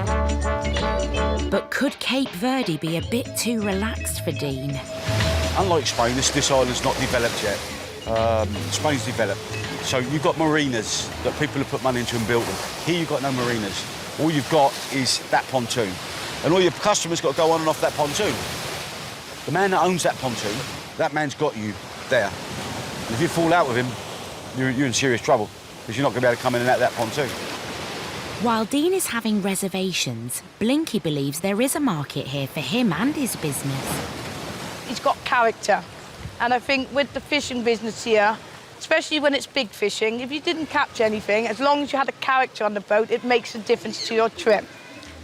So I think there is definitely room here for Dean to come and set up. Dean enjoyed success in Fuengirola for 10 years. He's beginning to realise a move to Cape Verde may not be as simple as he first thought. Will Dean really be willing to risk his cash and his reputation on a new business in foreign waters?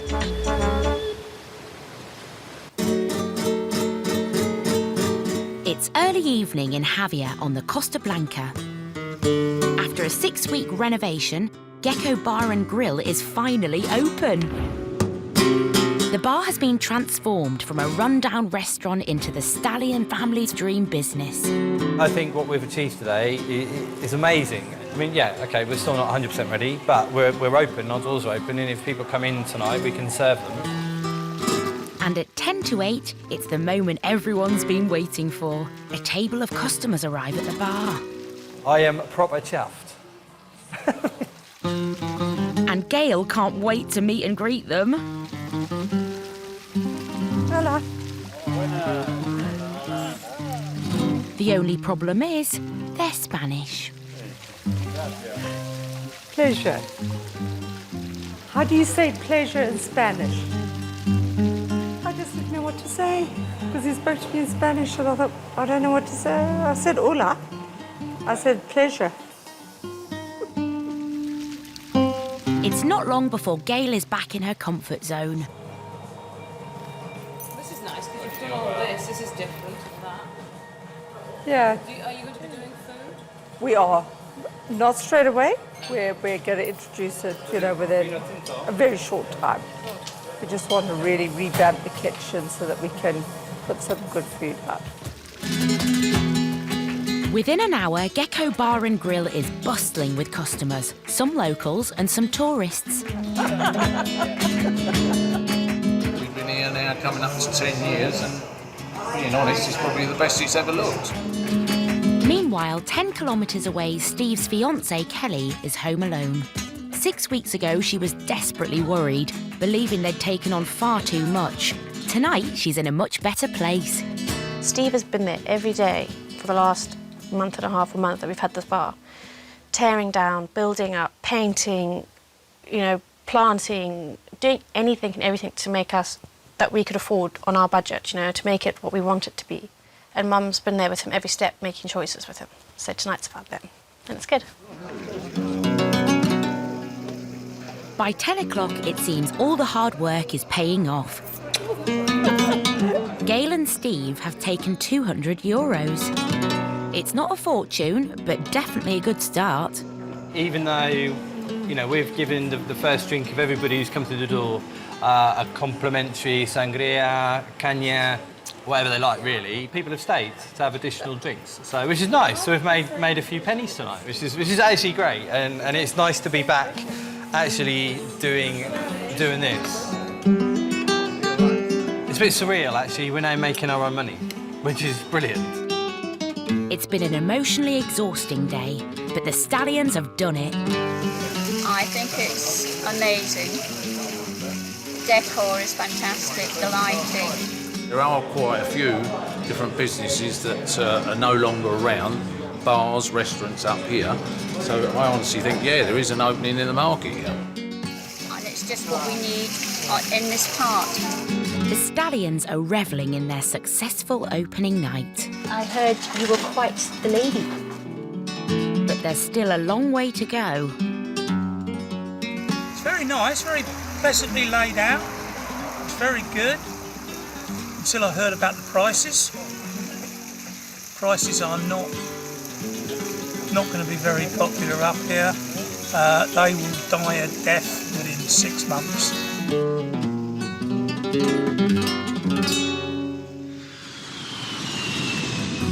Next time. We're in trouble. Problems for the Haylocks. It has hit us very, very badly. Can this exclusive hotel And breathe. host a wedding without a hitch? I've got 2.5 hours to set everything up. That's not a lot of time. Go, go, go, go, go, go, go, go, go, go.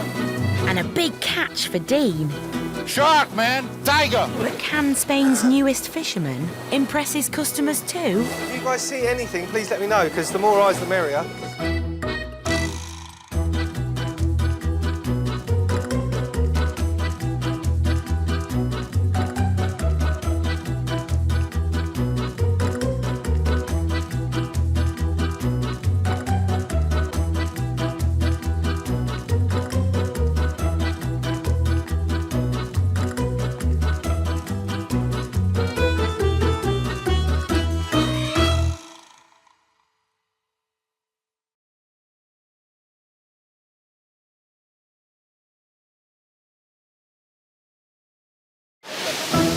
It's a dream chased by thousands of Brits each year.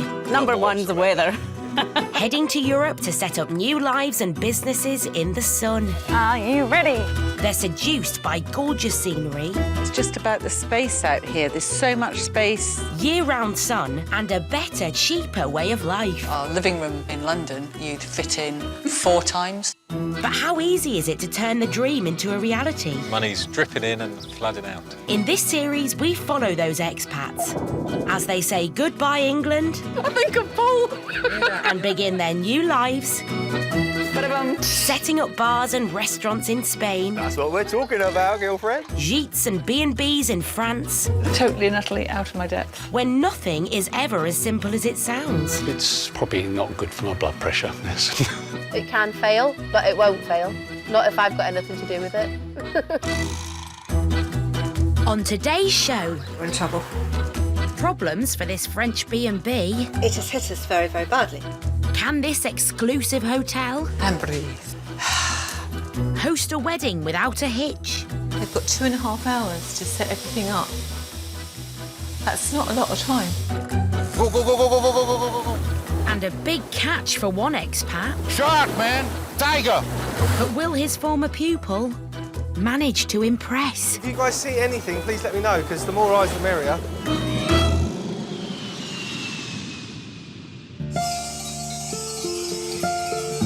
The Andalusian hills in southern Spain. An idyllic inland paradise. The area is renowned for its stunning countryside, with acres of olive groves producing world-famous oil. Tapas was invented in Andalusia, and there are many great tavernas serving up their own specialities. The villages boast clusters of traditional white houses reflecting the typical Andalusian architecture. And now a couple of expats have discovered its unique beauty. Oi, oi, oi. It's quite good looking. What do you think?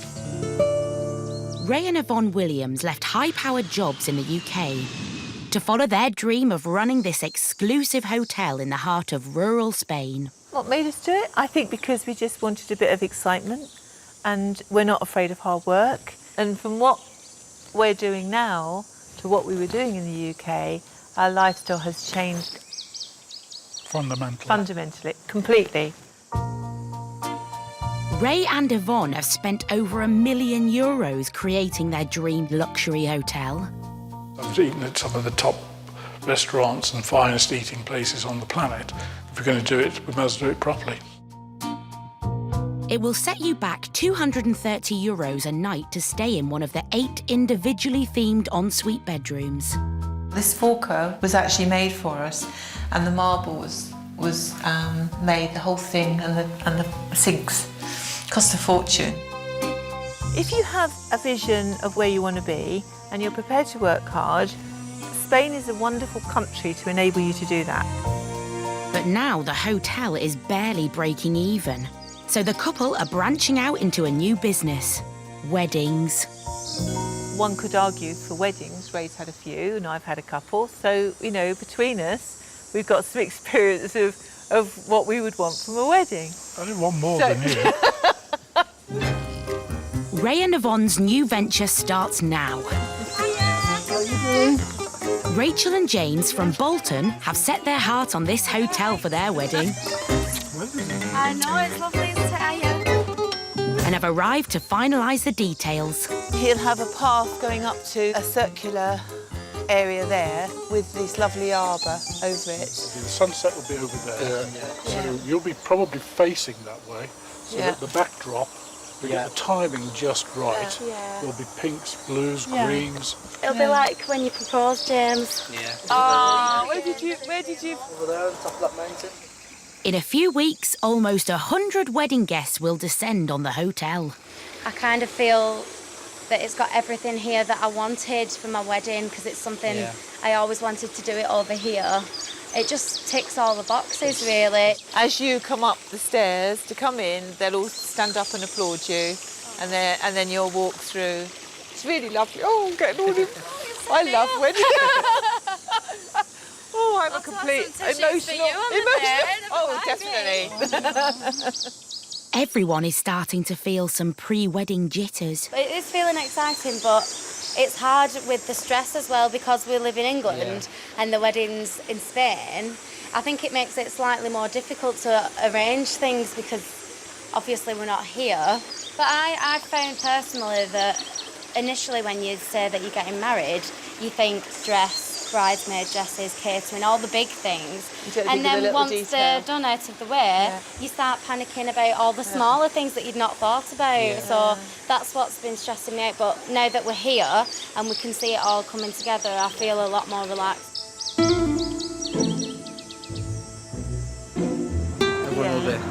Everybody be looking at Oh, you'll be fine. You won't be. have a branding for Yeah, don't worry, you'll be fine. With Rachel and James's big day in their hands, Yvonne and Ray are about to take a leap into the unknown.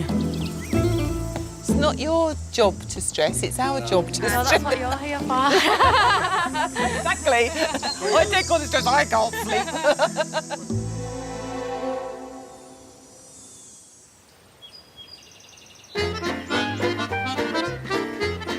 Few regions sum up the beauty of France better than the Dordogne. Steeped in history and culture, it is famed for chateau-studded countryside and picturesque market towns, serving up some of the country's finest food. Alison and Richard Haylock left the Scottish borders 8 months ago to set up a B&B. I've got shops all around me, but I've also got peace. I've got neighbours on both sides who are absolutely lovely, and a house which actually splits itself very easily into our area and a guest area. And frankly, it couldn't be better, could it? No, we've been very lucky. It's come out right. The couple have turned a traditional townhouse into a 2-bed B&B. They're now hosting their first guest, and Alison is feeling the pressure. Without having had dinner on our very first night with a guest, I have now drunk a whole bottle. Oh well. Julian is paying almost €300 for a 4-night stay, including dinner. That's my guess, so I'm perfectly happy with that. He couldn't possibly have eaten the bones. That is my husband's, and my husband does tend to stuff himself on nibbles and all sorts of other things, so that is not acceptable, but never mind, it doesn't matter. Nibbles? I didn't get a single olive. What have I come in here for? White wine? Richard, you're not going to be lucky. Oh, because Julian's drinking white wine. Well, he isn't, because I've drunk it. He doesn't drink red. We're in trouble. So, having drunk her guest's favourite tipple... I'm sorry. Can the next-door neighbour help? Hello, my darling. Do you have any white wine? Apparently our guest only drinks white wine. I didn't know that. I need white wine, not sweet. 2 bottles? You can give me a litre. I'm coming round. Living in a small village like Mahoy certainly has its benefits. With friendly neighbours happy to come to the rescue. Come here, Hugh. Or maybe not. My neighbour has given me a bottle of bottled water, which is lovely. So, yeah. Perhaps a misunderstanding on the telephone. No, I understand. I'll be okay on this. That's all right. Well, next time you have dinner with us, I'll make sure there's enough white wine. I'm Don't sorry. worry about a thing. This is lovely. Yes. Not the best start. I'm a trained teacher. I have enormous confidence in my ability to teach. I don't have that much confidence in my ability to do anything else. It's really silly. It should be better. Well, at least you got a glass. Julian stayed 4 days at the Haylocks B&B. I'm just going to have a look at our guest room. It's given Alison food for thought. I'm feeling my way to find out what works for me and what works for guests. But how did Julian rate spending the night with the Haylocks? When I went to bed, Alison said, "Oh, take some water up with you." At about 3 o'clock in the morning, with a bit of a heavy head anyway, I grabbed this bottle of water, and can you imagine? I took a huge swig of what I thought was going to be water, and it wasn't. It was fairly vinegary white wine, which sent me straight back to sleep again. There we are. So that is the slightly yellow-coloured water, which really we should have noticed. Really, we should have noticed that was yellow. Unfortunately, the wine mix-up wasn't the only issue. I went back one day and found a dog asleep on my bed. I was not best pleased. I have tried very hard to establish a dog-free zone, a dog-free experience for guests, because there is nothing worse than being subjected to other people's pets when you don't want to be, and we don't want that. Despite all that, Alison and Richard get a thumbs up. I think it's absolutely charming. It's everything that you look for in the Dordogne. It was a touch of Fawlty Towers about it. And Richard will make a very good John Cleese. But no, it was very comfortable, and I wish them both the best of luck. But with more guests booked, can the Haylocks improve their service?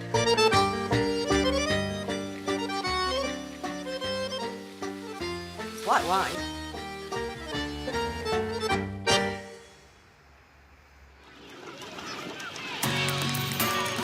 The Costa del Sol, the coast of the sun, with long stretches of beaches and traditional Spanish villages dotted within its hills. A 3-bed villa with a pool and sea view can cost as little as €150,000 here. Nathan Williams left the rat race in Surrey to buy a fishing charter in Fuengirola, swapping a stressful commute for a new job virtually on his doorstep. I haven't got an issue with driving for 20 minutes, especially as their traffic is about 70 cars and that's it. Whereas on the M25 it's 7,000 cars, so it's a big difference. Yeah, it's a nice way of life. I really enjoy it. But 12 weeks in, and he still hasn't been able to take out any customers because of delays in receiving his captain's licence. The licensing is definitely the biggest challenge because the Spanish out here don't like paperwork. So I've waited over a month for something that should have been 3 days. Despite that, he's making good use of his time by giving the boat a deep clean. A roll that must have been in there for God knows how long. Old caps. Tainted with sweat, let's get rid of those. Old Dean's Charter clothing. Let's get some bins. At least Dean's left a few useful things behind too. These are all getting chucked from trucking. We need 15 rods max, and he's got 15.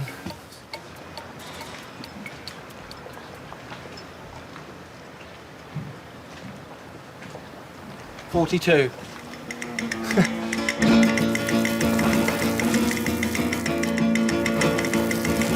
After 2 days of scrubbing, Nathan's happy with his boat. All he needs now is a licence.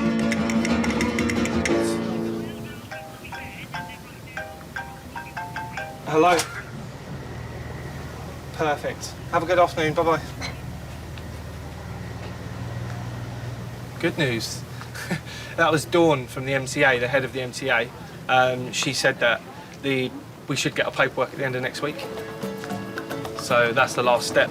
So there's fingers crossed that I'll be able to take people out, not next week, the week after.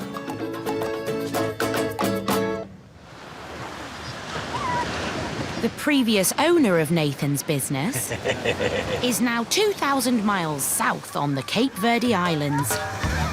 Off the coast of West Africa, the islands have fantastic white beaches and year-round sun. It's fast becoming a package holiday hotspot, and Dean wants the slice of the tourist market. Banana rides, bike rides. So he's come to the island of Sal to see if setting up here is an option. That's the beach fisherman.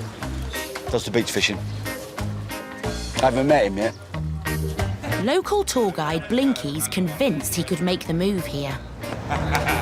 There are obviously 1 or 2 boats that are already doing it here, but we could do it in another boat, especially with someone like Dean, because he's got character.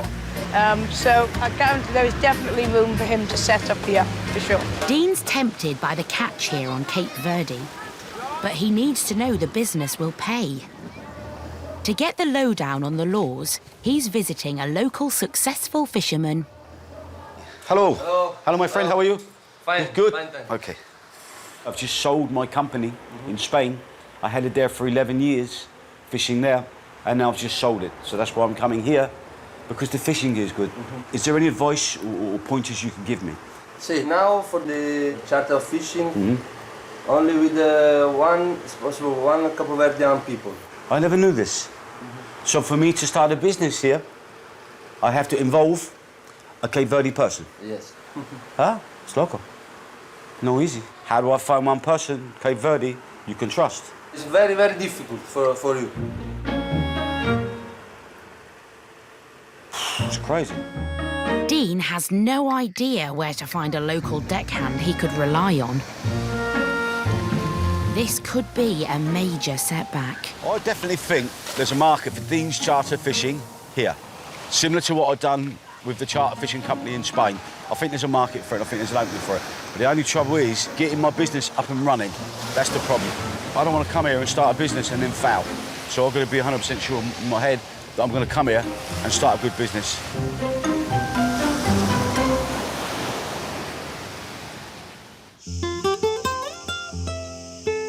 Villanueva del Rosario, a typical white Spanish pueblo, or village, nestled in the heart of rural Spain. The village is only 35 minutes from Malaga Airport, but the peace and serenity of these hills feels a world away from the hustle and bustle of everyday life. It enjoys hot sunny days between June and September, with highs of around 35 degrees and virtually no rain.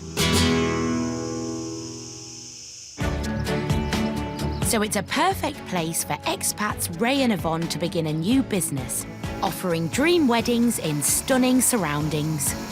They need this new venture to generate extra income for their boutique hotel. It's under control. Looks like a bit chaos at the moment, but everything's coming together. But there's been some bad news. Yvonne's just learned that her mother has passed away back in England.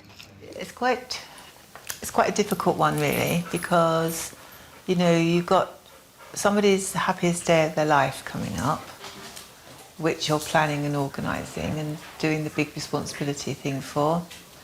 And at the same time, you've got the phone's rung and your mum's died. And so you want to be back in England supporting your dad, and you can't. So the only thing to do, and my mum would be proud of me for doing it, is to get on with it.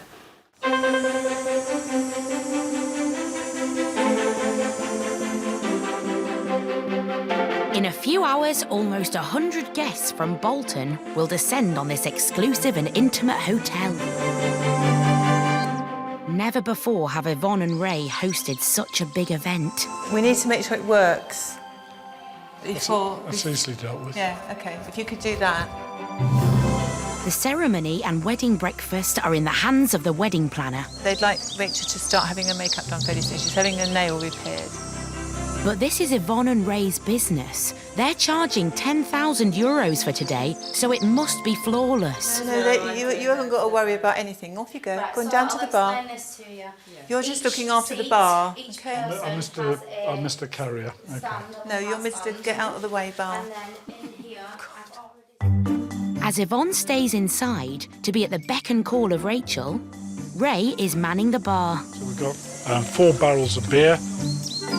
But Ray's used to serving fine wine to his guests. This is going to be a totally different experience. Apparently, Jagermeister is the in drink. I remember when it used to come in a sort of a holster, and you just had it as a digestive. I think we got 4 bottles of this.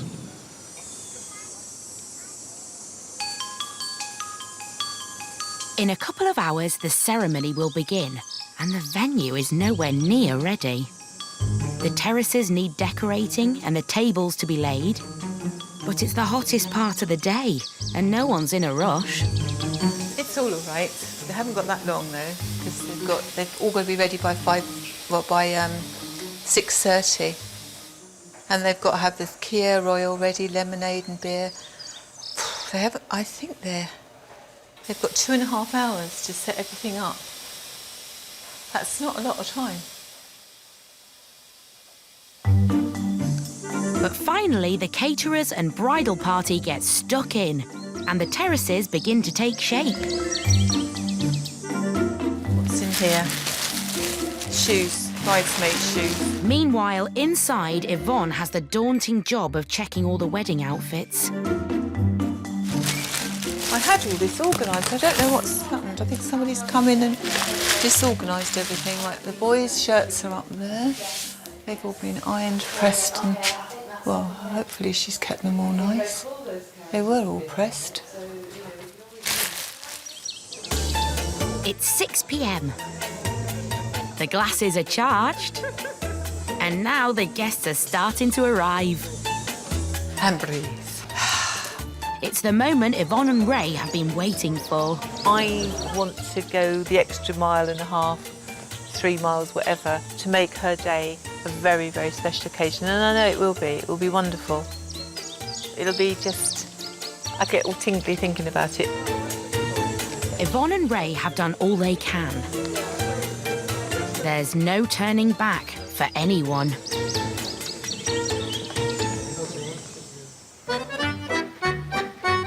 The only B&B in the village of Maroy-Sabel has been open for 2 weeks now. Oh, goodness, that's nice. Is that nice? Oh, what?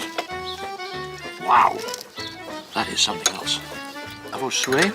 Though Alison and Richard are loving their new life, business is hardly booming.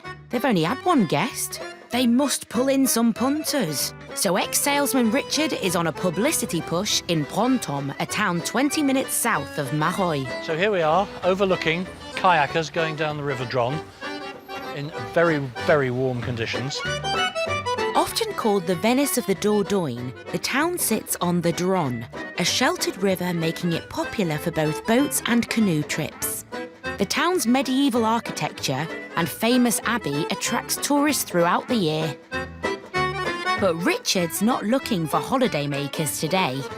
He has a cunning plan to target the local estate agents. They have property in Maroy for sale. Therefore, by definition, they will have people visiting Maroy that need somewhere to stay. And how many places are there in Maroy to stay? 1! But can Richard's new language skills seal this deal? Monsieur, comment ça va? Nous avons une chambre d'hôte à Maroy, si vous en avez besoin. Bien sûr. Des fois, nous avons des clients qui demandent ces chambres d'hôtes sur le secteur ou des hôtels pour les accueillir quand ils viennent pour chercher une maison. Donc, au contraire. Merci, monsieur. C'est tout, n'est-ce pas? Pour moi, c'est bon. Et vous avez un téléphone qui vous... Oui, mais ils vont laisser un message. Il n'y a pas de problème. Merci. Au revoir. Très bon, Richard. He's not lost his sales patter, even in French. Alison is just as persuasive as I am and would have made a very good salesperson, but her French is not that terrific. I really, really must learn French because I'm still not really able to converse, and that's not good enough. That's not good enough by any standards, certainly not by my own. So a big effort is now about to be made on my part in order to improve this. In a bid to boost her French, Alison's having lessons from her neighbour, Catherine. Nous mangeons le petit déjeuner. Non. Plus tard, on va le faire après. Attends. Là, tu es obligé de mettre le E. Charming. No, I'm not with you. You have to do it in English. Oh dear. Tu prends les verbes les plus compliqués. Oui, très compliqué. She's willing to learn. Yes, but French is quite difficult. So, and she always asking questions with particular things in grammar. So it's hard to explain. We concluded that the difficulty was the fact that I understand English grammar, and if I didn't, it would have been a perfectly straightforward lesson. So I think I'm a bad pupil. On the Costa del Sol, it's a big day for Nathan Williams. After months of waiting for his licence, he's now officially open for business. I've just bought the business of a guy called Dean, yeah. Have you been out with him, have you? No, I was going to go out, but I never... Oh, you never got round to it? Oh, OK. Hi, guys. You all right? Nathan can finally take customers out. He hopes for a big catch. Hold on to the roof, just mind your head. White marlin, tuna, mahi-mahi. You catch sharks doing this as well. So really it's just what's out there on the day. This is Nathan's first day of work in his new job. A world away from his old life working in a large corporation in Surrey. Chalk and cheese, massive difference. I actually enjoy it, which is makes a big difference in your working day if you're actually enjoying it. Nathan thinks he has a great spot to drop anchor. Right guys, we've seen some really good activity over there. You look, the birds are hitting the water, just to sort of here, see the birds. Now his customers can begin to fish. Nathan's not the only one spending the day at sea. Dean Hoyle, the man who sold Nathan his business, is continuing his fact-finding mission on the Cape Verdean island of Sal. How are you doing, mate? Good, mate. How are you? Morning. Nice to see you. And you, mate, and you. Today, for the first time in years, he's not the man at the helm. She's swimming out like this. Get away from me! Wait for me! He's heading off for a recce trip of the Atlantic with local fisherman Carlos. It's nice having someone else to do the work, and normally I'm doing it. The fishing in Cape Verde is some of the best in the world, and Dean's a natural. Fish on! Fish on! Whoa, go, baby, go, baby, go, baby, go, go, go, go, go. Feels like a tuna. Eh? I think tuna. Maybe. Feels like it. Tuna, tuna, tuna, tuna. Here he comes.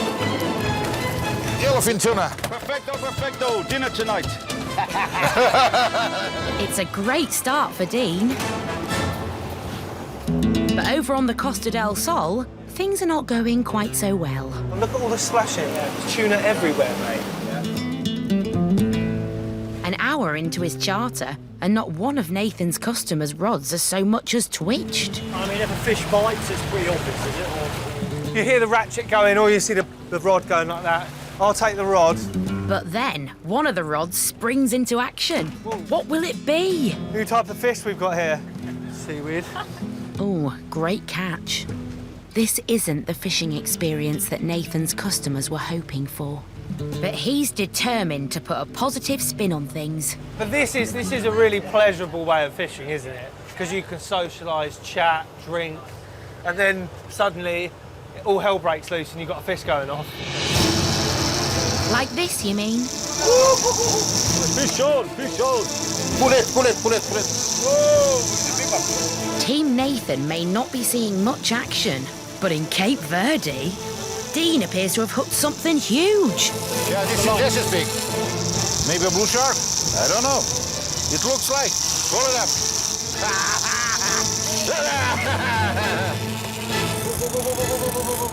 Fish is swimming very fast. It's swimming back, back, back.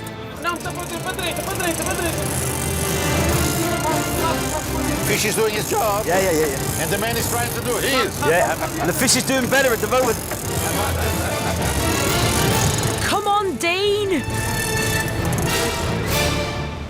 Back in Spain, what are you looking for? Fish. Things don't appear to be getting any better. If you guys see anything, please let me know, because the more eyes, the merrier. There's a bagfish. Nathan's learning that the fishing business isn't as easy as he thought, or as simple as his mentor made it look. False alarm. Time for Plan B. Free drinks all round. Do you guys want a drink? Well, help yourselves. Well, with Dean, you would have got warm, rusty ones. And his thinking behind it was that if they were warm and rusty, you guys won't drink them, so he doesn't have to buy beer. The word tight comes to mind. That's where we differ. He may not have been the host with the most, but Dean knows how to pull things out of the drink. Shark, man! Tiger! Yeah, woo! Tiger shark. Tiger shark. Tangled in the line. Oh, this is a big one. This is a nice one. This one attacks, even if he's not angry, he attacks anyway. What do you think size is? 100 kilos? 200 and something kilos. That's okay. See there? There he goes. But we got him. The shark manages to break free and swims away, but it's still a good result. 43 minutes. 43 minutes. 43 minutes. to bring up a tiger shark of about £400. This is a typical example of fishing in areas like this where you don't know what you're going to catch. There's no way of predicting what's going to take your lure, because you got tiger sharks, you got marlin, you got wahoo. There's so many different species that can take that when you're trawling. It's unbelievable, and that's just a prime example. In Spain, after 5 hours at sea and not a single bite, Nathan calls it a day. It's good. I think people have enjoyed themselves. It's a shame about the lack of fish, but that's all I'm here to try and do, is to have people enjoy the afternoon.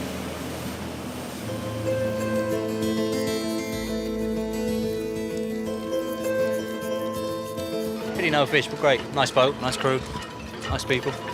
That's all you can ask for, isn't it? Nathan has a lot to learn. If he can't turn things round, he could be heading back to his 9-to-5 life.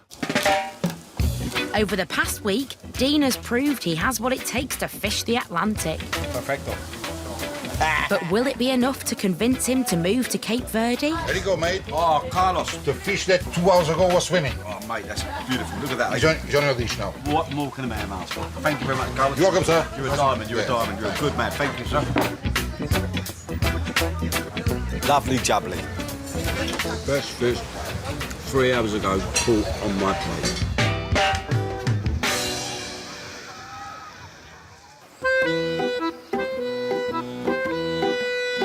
It's the summer in the Dordogne. Following a publicity drive, Alison and Richard Haylock have welcomed more customers to their new B&B. But they are now coming to terms with a big setback. We have had 2 bookings. They came fairly quickly. Second couple came for 1 night, made a point of shaking hands with us both and saying what a pleasant stay they'd had. And then we had, out of nowhere, a negative review. And I think this has hurt us both because the points that were criticised, one of them was cleanliness. And we have worked our socks off to get this place clean. Was it your bathroom? It can't be. It was scrubbed from top to bottom. Your beds were clean, your room was clean, the dining room was clean. Can you please tell me which bit wasn't clean? But I think from that and from the fact that they said we weren't finished, I think it has hit us very, very badly. I think if we look at the points that were raised. Alison and Richard need to draft a response to the bad review to try and salvage their reputation. So we provide a brand new, clean, comfortable double bed. And if you want to stay in Marroy, it costs you €85 because we're the only people in Marroy with bed and breakfast. As novice B&B owners... Got it out my system writing it. Yes. Alison in particular is finding it hard not to take this criticism personally. Richard's an ex-salesman. To him, he says, would you like to buy this? People say no. He says, next person will say yes. I'm not like that. If I say, would you like this to buy this? And somebody says no, I go, oh, what did I do wrong? How did I put it wrong? I've got this all wrong. And so, you know, I've got to toughen up in the emotional attitude. I've got to change for that. I'm very sorry that they were disappointed. I'm also very sorry that they didn't raise it with us personally before they left. However, the other guests we've had have made no such negative comments, and we have had other guests, and we're about to have some more. So the job of bringing this B&B up to scratch starts now. Today, it's the decor. But with only €150 to spend, being thrifty will be key. We still need a dressing table, or 2. We need a hall table. Did you bring your tape measure? Yes. Right. We need some more pictures, and I want some dog blankets. So that's quite a shopping list, really, isn't it? It is. Another day, more shopping. Oh, joy. France is a second-hand shopper's paradise. Almost every town has a brocante selling a whole range of French antiques and unique knickknacks at knockdown prices. This shop sells anything from tribal ornaments and china dolls to lighting and all manner of electrical goods.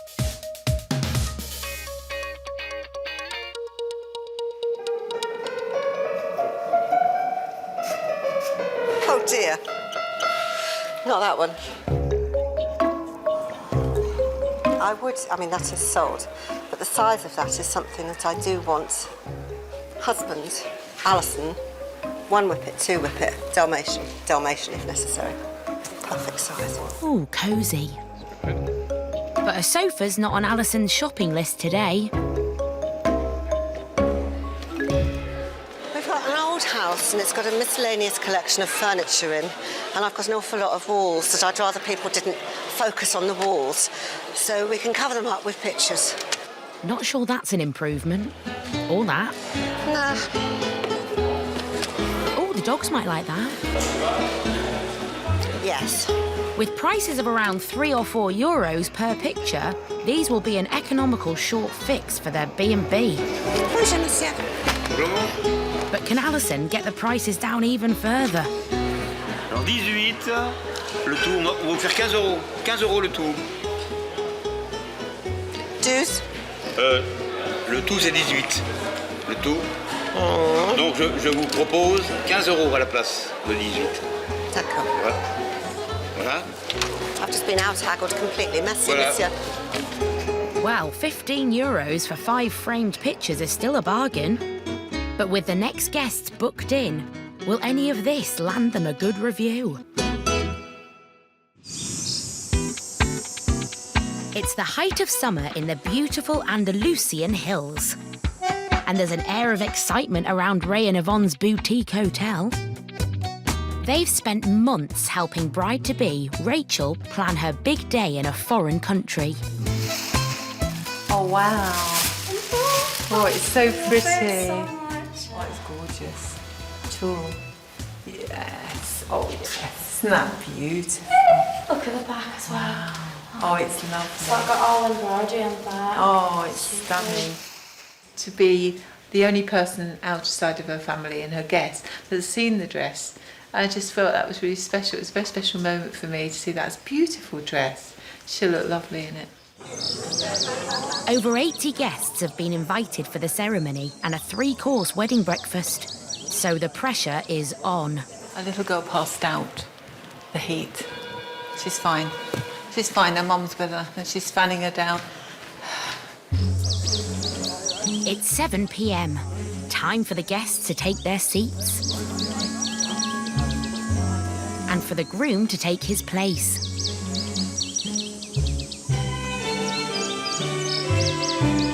The moment everyone's been waiting for is finally here.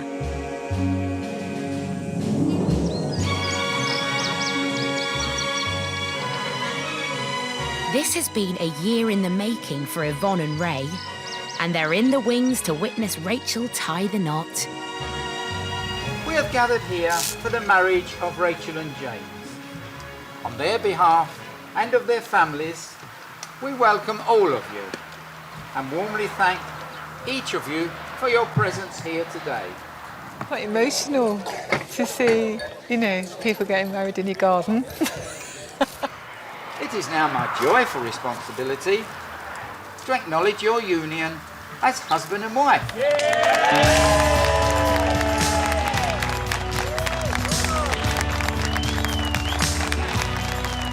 Oh, it was very pretty. I think it was really a nice gathering, and under the palm tree, it just makes a beautiful setting. For the very first time, I give you Mr. and Mrs. James and Rachel Taylor.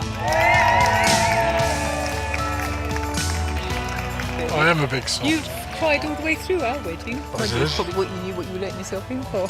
Yeah, tears of... Tears of, oh my God, what have I done?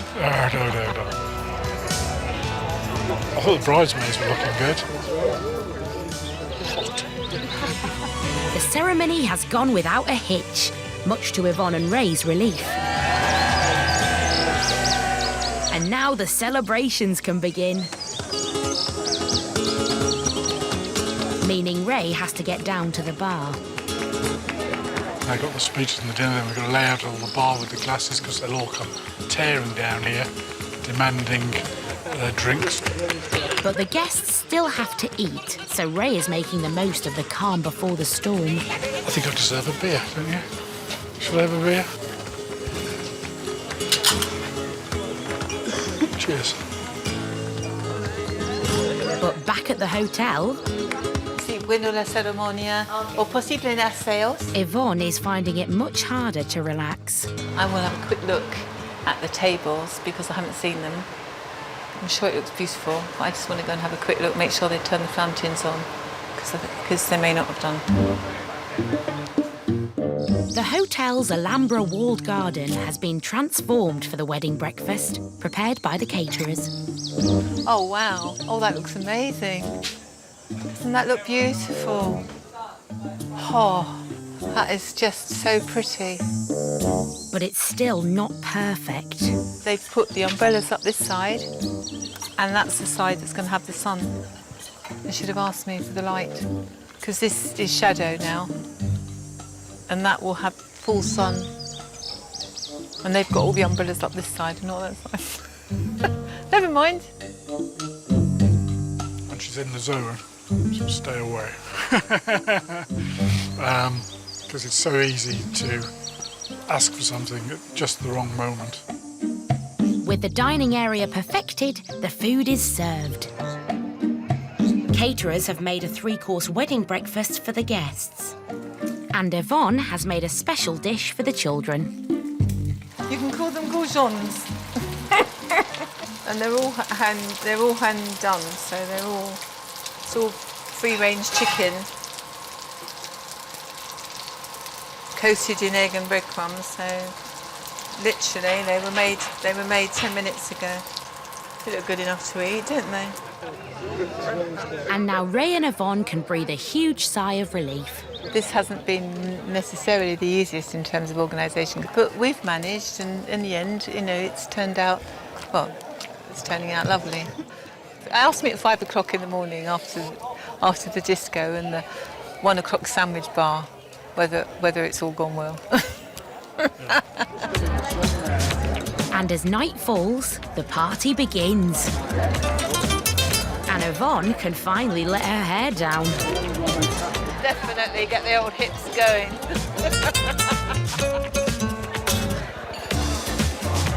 Masturbator, boss. But with a hotel full of wedding guests drinking into the early hours, will Yvonne still be smiling in the morning? Next time, a disaster in the kitchen. Oh my God, Can the newest bar in Javier run a successful service? If we don't get our food right, it could really close us. Can Yvonne and Ray handle a packed paella party? 2, 3, 4, 5, 6, 7. It has been quite stressful today. We're very tired. We've only had 2 hours sleep. It's all part and parcel. And the thespians bringing drama to Bordeaux. And again. But will a new baby scupper all their plans? We fail or we float together. It is all hands on deck.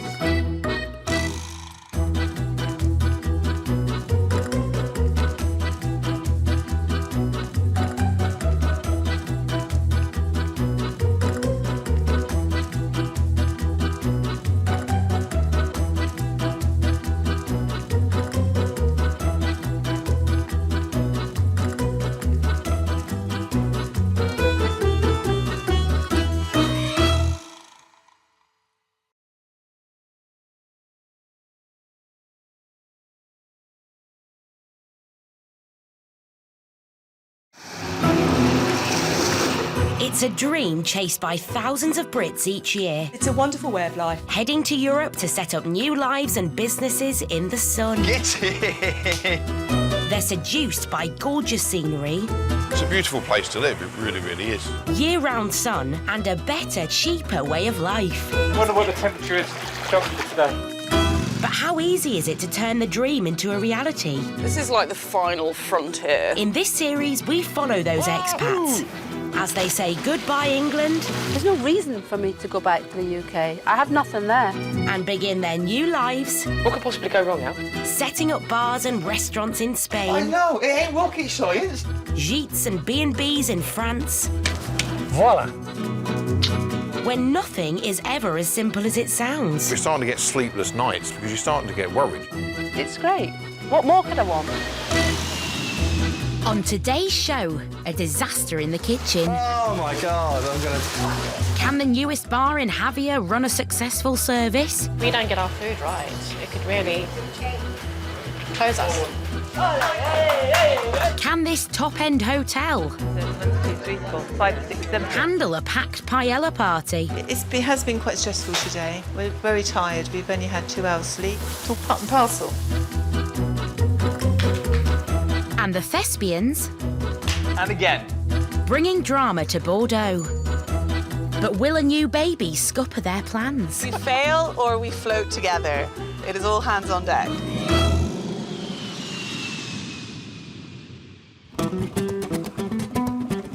Javier in southern Spain. With year-round sun and crystal clear waters, it's the jewel on the Costa Blanca.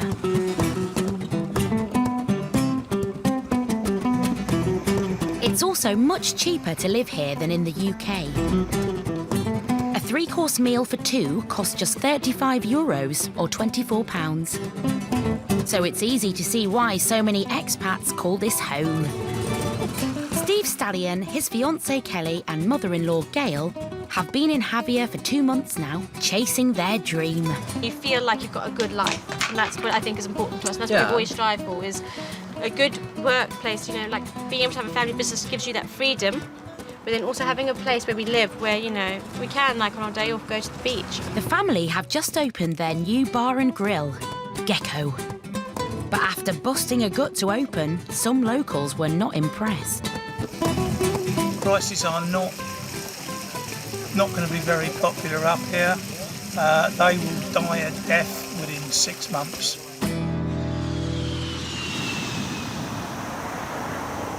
It's the morning after opening. Steve and Gail are coming to terms with their feedback. Value for money is basically what we need to be. So really good quality at competitive pricing. So we want to go and have a look around locally and just sort of see where they're at. We will just go and have a little nose around and sit and have a little drinky poo. We're going on our pub crawl. We're going to do some costing the hard way. Javier is a tourist hotspot with dozens of bars and restaurants catering for a variety of tastes and budgets. So Gail and Steve need to make sure Gecko is competitive. These are recommendations, and then you know what you've got is you've got your Vino de la Casa, which is the Botella, $9.50. Yeah. How much so per under glass? 10, and then $1.80 a copper. A what? A copper glass. That's quite cheap, isn't it? Yeah, but it's the Vino de la Casa. That's about £1.30 for a glass of house wine. Much cheaper than the UK and cheaper than Gecko too. Tastes that. Quite fruity, I must say. It's nice. They only do that by the glass, everything else is by the bottle. Okay. With the house wine sorted... Did you take the name of that wine? I want to pass the bottle. It's a short walk to the next bar. Uno sangria. Gage, vodka. How much is it? $4.80. $4.80 for a tot. Yeah, you know what? I think I'm going to go for a red label. So draft sangria and a coffee for Steve, whiskey and soda for Gail. But how will these prices compare to Gecko? The espresso's well cheap. I mean, espresso's €1, which is like dirt cheap. We're here. Well, just generally dirt cheap. I mean, we can't afford to do cafe solo for €1. So the sangria, and they're charging €4.20 for that. I was only going to do ours at $4.50 or $4.75. How much did we pay for the whiskey? €5. Steve and Gail have had a wake-up call. They need to lower their prices. But with their combined experience, they're certain they'll make it work. He has the expertise. Gosh, is that whiskey doing? What it's meant to? In this business, really. You do. I have other expertise. It's drinking it. But Gecko will never survive selling drinks alone. They are going to have to organise a food menu too. And with the summer holidays just 4 weeks away, it's vital they move quickly, or else the busy tourist season will simply pass them by.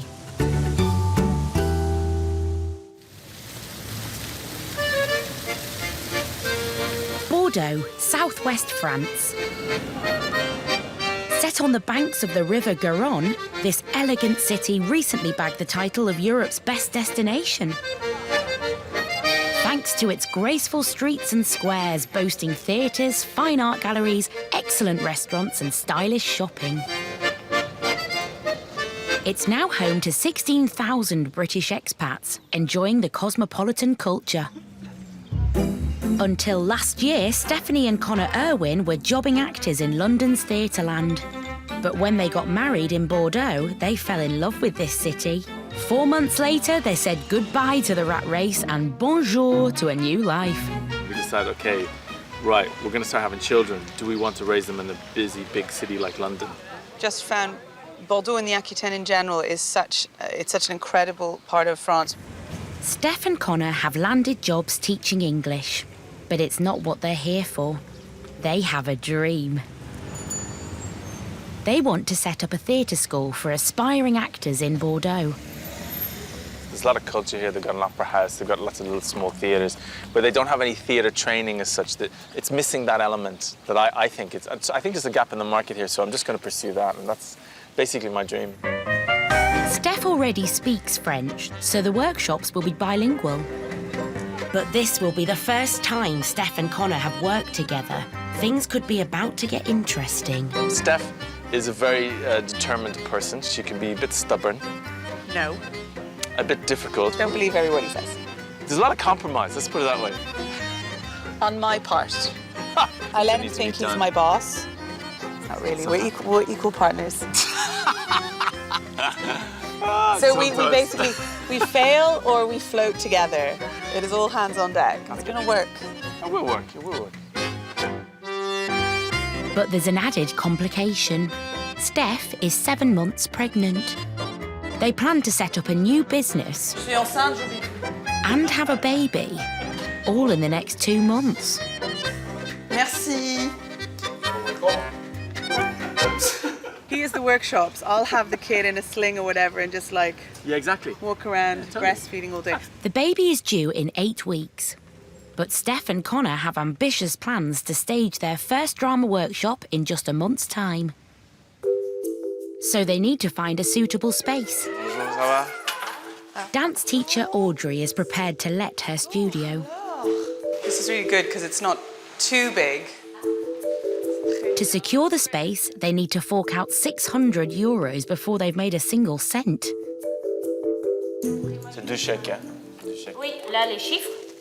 Nobody I know actually uses textbooks anymore. But in France, they're still a big deal. And there's a mountain of paperwork to sign. Brilliant. La bureaucratie française, hein? Oh! Wow. Je peux te faire ça super plus simple. French love paperwork. Ok, alors merci beaucoup. Merci. Super. À très vite. Oui, à bientôt. Merci.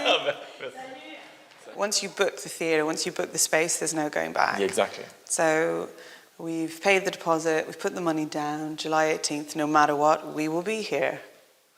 So we've got 5 weeks to get a handful of willing participants. And I'm nervous. I'm quite nervous. I know I'm very optimistic underneath, but I'm quite nervous. But yeah, I'm just a bit nervous. Let's get flying, I suppose. A new country, a new business and a new baby. It's going to be a dramatic few weeks in Bordeaux. Something's going to arrive in a few weeks that is going to entirely change our lives. So even more reason why the business really has to work, because it's not just us we have to think about anymore. It's a family. Yeah, exactly.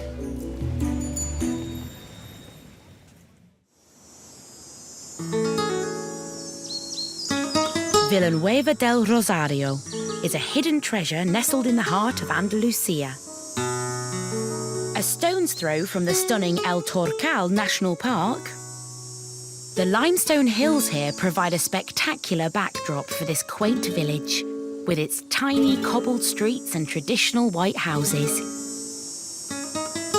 Set amongst the olive groves is this stunning boutique hotel.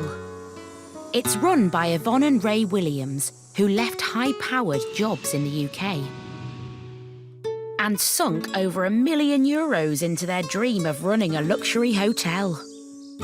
I have a I'm very strong on attention to detail, as a lot of people pick up when they stay here. Everything colour coordinates, even the tissue box. Just half an hour from the coast, this region really is the heart of Spain. And money in these parts goes a long way. A 3-bed country house can be snapped up for less than €200,000, giving you the chance to live in one of the most spectacular parts of Spain. It's completely different. You can't compare life here with life in the UK. There's no way in the world we could afford to live in a place like this in the UK. But though life is great, the business is only just breaking even. So Yvonne and Ray are now hosting weddings, and just yesterday put on a do for almost 100 Brits. The wedding was a huge success. But now it's the next morning, and it's time to pick up the pieces from the night before. It's your home, and we've chosen to share our home with lots of people because we think it's a unique home to share, and that's the price you pay. But the show must go on. Where that energy came from, I have no idea. Tidying up after yesterday's wedding isn't the only thing on their plate today. Yvonne and Ray are now hosting a traditional paella party for the wedding guests. They've got a potato, mustard and chorizo salad, and a pasta with tuna fish, a green salad, couscous with Mediterranean vegetables and feta cheese, and a tomato and onion salad. Today, Yvonne is in charge of all the cooking. It has been quite stressful today. We're very tired. We've only had 2 hours sleep. And there's a lot to do. Plus, from the bar during the day, they've all been here all day. And they leave everything everywhere, so you have to keep going around tidying up. So, I mean, they're on holiday, and that's what you expect. It's all part and parcel. If you couldn't clear up somebody's mess, you wouldn't be doing this job. Soon, the pool area is full of hungry guests, tucking into Yvonne's starter. But there's a problem. Within minutes, the starter has run out. So groom James and his friend have come to find out what's gone wrong. I apologise, but I bet a quarter of a portion and shared it with friends. No, some people are eating as well, people who've paid for it. There wasn't 50. But the people that have paid for it should eat. I put out. There's not 50. I put out 59 plates though. The plates are fine. It's just not the food. It's go on the plates. That's the issue. The plates are not there. They've had 59 plates go out. But they're not been a full portion on them plates. It's only a starter. Side salads. That's fine then. Paella to come. That's fine then. Well, at least that's sorted. They didn't realise it was a starter. They thought it was all they were going to get, despite the fact they're coming to a paella party. There was no paella on the table there, and they can see it being cooked. Peace has been restored. Peace has been restored.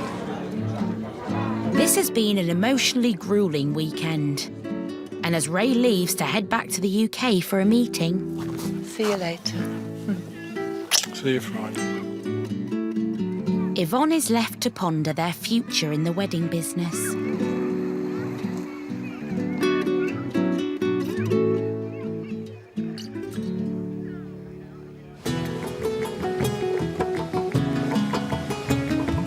In Javier, on the Costa Blanca, the stallion family are getting to grips with the pressures of living and working together.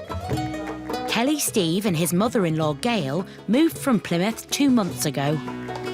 Oh, the glorious life of living in Spain, I tell you. Oh, watch your glass, Kelly. Sun, sea, washing up every day. That reminds me, I've got a load of washing up. What were you doing, woman? What I do best. You were doing this, weren't you? Steve, take her away. She's winding me up. Mother! They are living in this traditional Spanish villa with a pool, which they're renting for just €700 a month. For that amount, they'd only be able to afford a small terraced house back home. This is my room, and just look at the view. The sea is over there, outside my window. I sleep like this at night. I love it. I love this room. The pool is there. We're all together. We live together. It's great. I feel like I'm back home. I feel like I'm back where I belong because I love England and it is the country of my nationality, but this is where to be. I'm telling you. The Stallions are hoping their new bar will fund their new life. So far, they've only been serving drinks. Now they're branching out into food, and that will make or break the bar. So today, it's time to buy supplies. I don't see a price on this. Oh, there, $3.95. Like the most important thing for me Quality and over for us, quality is everything. So that's why we've been trying so hard we've been shopping around so hard to make sure that we get the stuff that we're happy with, which I know is the right quality. Can we have a kg, please? Steve plans to serve high-quality meat. They've just been made. Just be made delicious. But there are no guarantees this posh nosh will go down well with the customers. If we don't get our food right, it could really close us, I reckon, because people want food. Let's take them all. Nice to, yeah. But yeah, I feel very stressed about it. I just don't like to talk about it. I just go, Thank you very much. Have a lovely weekend.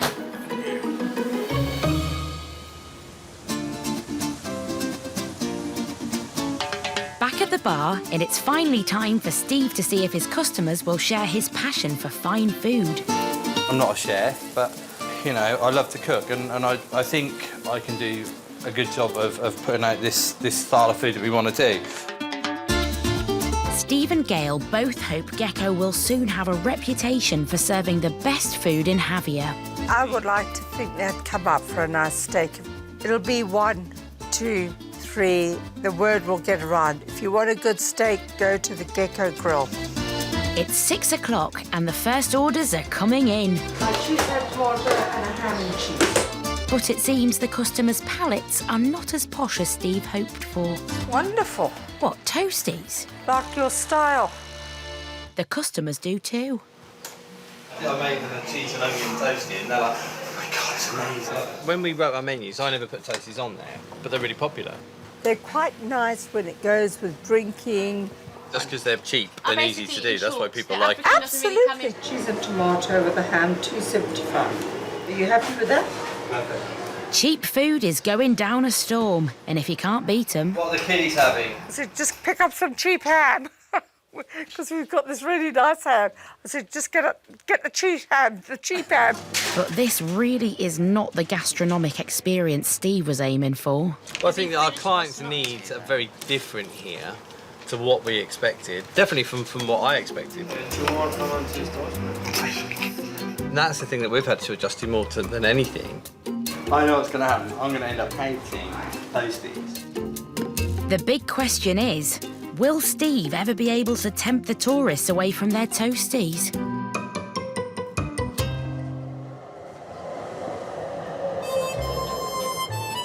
Bordeaux. It has everything a big city needs. For ex-Londoners Steph and Connor Irwin, it's a perfect place to bring up a family. I love London. London's a fantastic city, but in London it's very much about you're working, you're living to work, and it's all about work. And here, the pace is just more chilled. They just value things, or their priorities are slightly different in the way they work, and that comes through in the way they raise their kids, they take their time. Steph and Connor plan to set up a bilingual theatre school. The first workshop is only 4 weeks away, but they don't have a single booking. They need to get the word out on social media. But they've woken up to a major problem. There's a power cut. this is what happens when you live in a house that's a building that's 250 years old. No, there's nothing there anyway. No. I don't know. Oh, actually, there's a box in here as well. We do everything online, so when you lose the internet or you have any problems with electricity, it's just a total pain. So, yeah, you basically just need to stalk your landlord. Our today is going to be a bit of a a setback because we needed to get online to get things done and email people and stuff. Yeah. I'm too pregnant to care right now. Time for plan B. They're going to have to put the legwork in, dropping flyers around town. So for now, it's business card size and the little flyers, and then we'll add posters to that shortly. So there you go. The Queen once called Bordeaux the very essence of elegance. Juste les flyers. Merci. Its graceful streets are home to a variety of trendy art shops and impressive theatres. Bonjour. Bonjour. We have some flyers for our drama workshop that we're just going to leave here. Okay. Perfect. One side is English and one side is French. Okay. Okay. Merci beaucoup. Merci. Au revoir. There are only a few high-rise blocks in Bordeaux. It's part of the city's charm, but this means the streets are sprawling. And after just an hour, Steph is exhausted. I'm quite pooped. Trying to organise stuff yourself when you haven't got internet, or when the weather's a bit kind of humid but wet, and no electricity. There's just a combo of things today which are a bit frustrating. Kind of got to get to grips with how immobile you become when you're pregnant. But with the workshop in just 4 weeks and no confirmed students, this is not good news for Steph and Connor's new business. It's great, but yeah, the bump's I'm getting a bit sick of it now, I have to say. I just feel like an Oompa Loompa, and yeah. And in France, everyone's so glamorous, and now I just want cake and ice cream and a bath. And yeah, that's about it for now. That should keep you quiet for a while.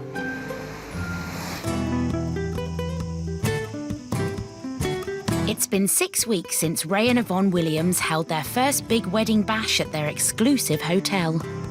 And they've been thinking hard about their future in the wedding business.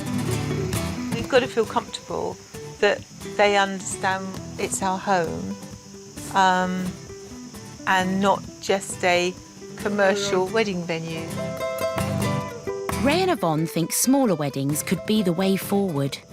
So tomorrow they're hosting another celebration, only this time it's for 26 guests. You're down for 2 things, one at 5 o'clock and one at 2.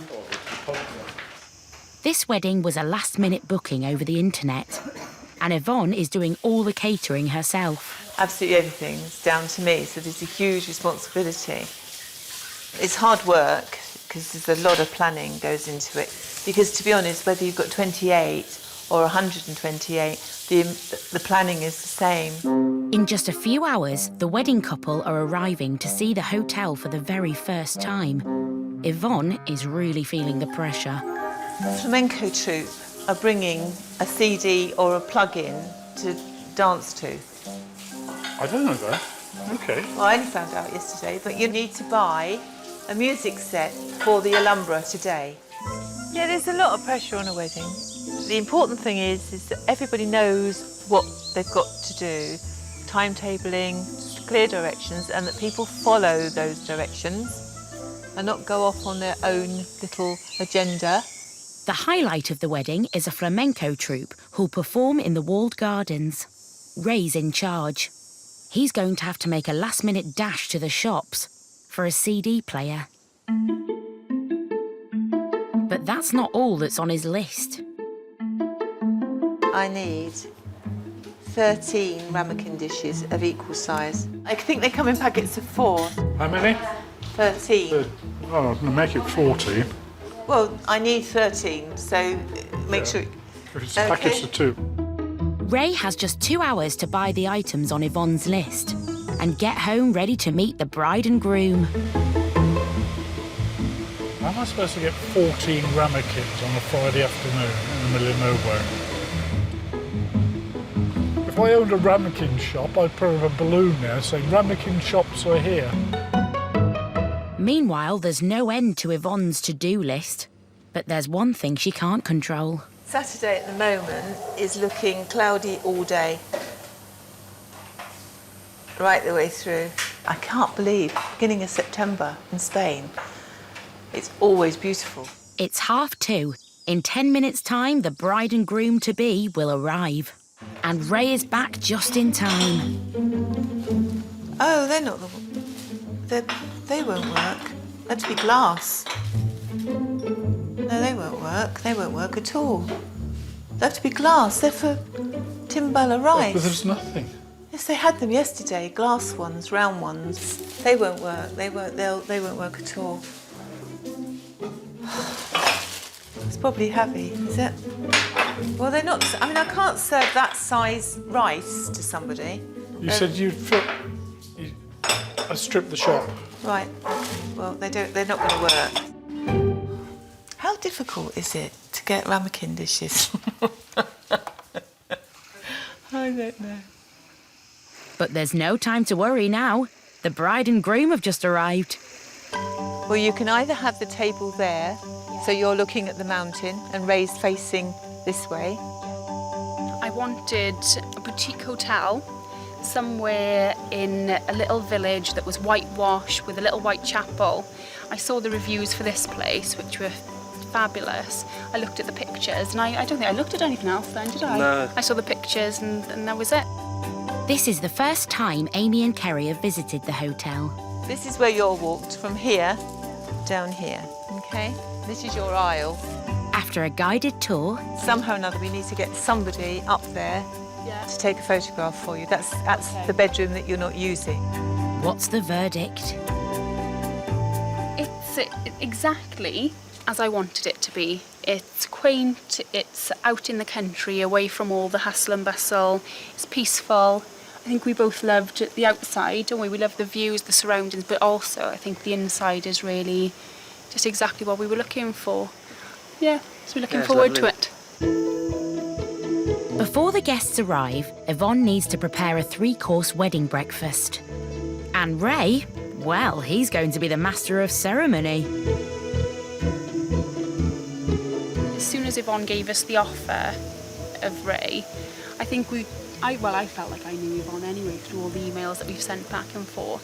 So it was quite personal, but at the same time, it wasn't a family member doing it, so it almost felt that little bit more formal. So it worked out perfect for us.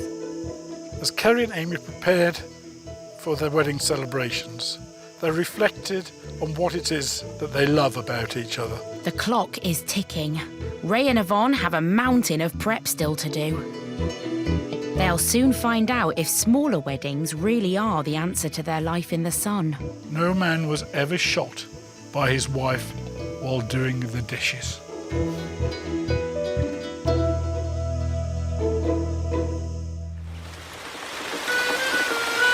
In Bordeaux, Steph and Connor are dreaming of a new life with a new family in a city that seems to have it all. From May to September, the weather's really good, so every weekend everyone goes to the beach. Yeah. And that's what people do for the weekends, go to the beach. And then in the winter, everyone goes skiing.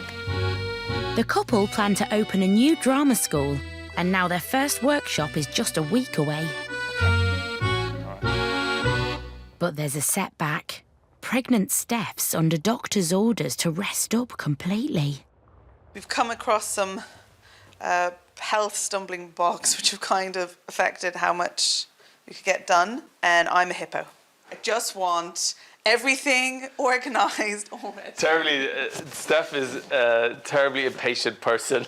I'm not. Just about this. I don't think I'm... The impatience is magnified because she's pregnant and she's like, get this baby out of me! Oh my God, if I sit on you, I'm going to break a rib. So I warn you to choose your words carefully. I'll throw something at you. Steph's the only one who can speak French, so this puts them in an impossible position. We're going to have to postpone next week.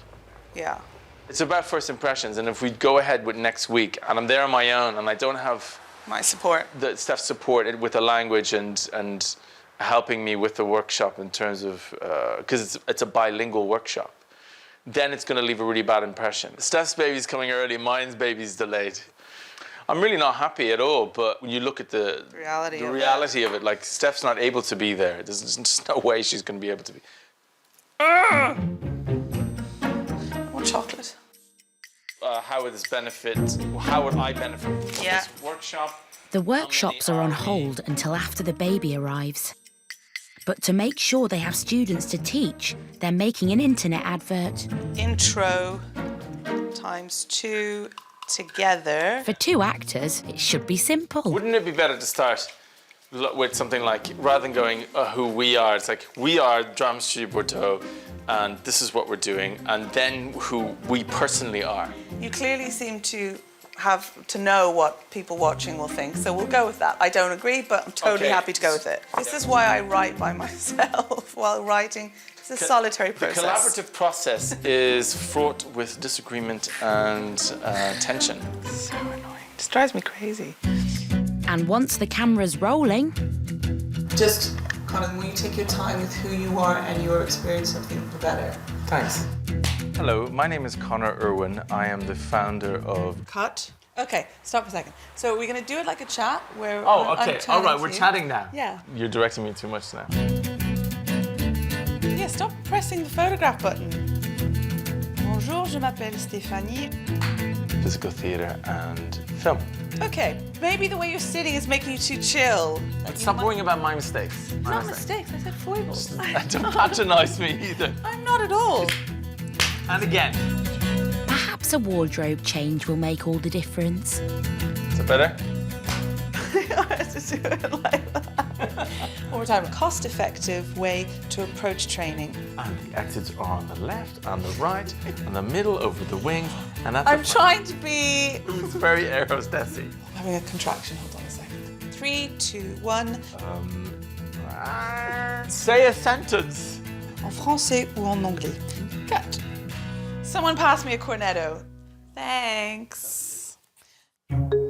Getting the ad uploaded quickly is vital to get the students signing up.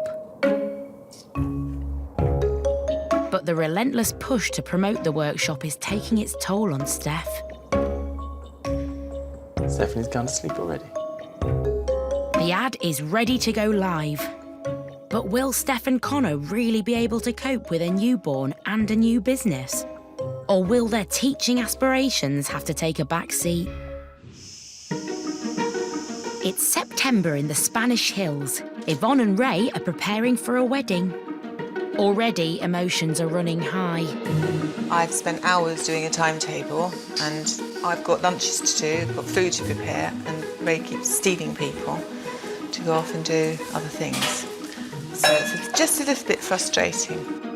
The last wedding was organised by a planner and caterers. Today, Ray and Yvonne are in charge. It means they will make more money, but with that comes higher stress levels. You keep taking people away that I've got on my schedule to be helping me to do things. I'm not taking 2 o'clock is when you set up the service with Juana. It's a lot to do before 3 o'clock, but 2 plates of canapés are ready. They just got to go into the deep fat fryer. Yvonne's in charge of all the food for the day, including a lavish 3-course wedding breakfast. These are all for after the ceremony, but I've got to obviously prepare as much as I can.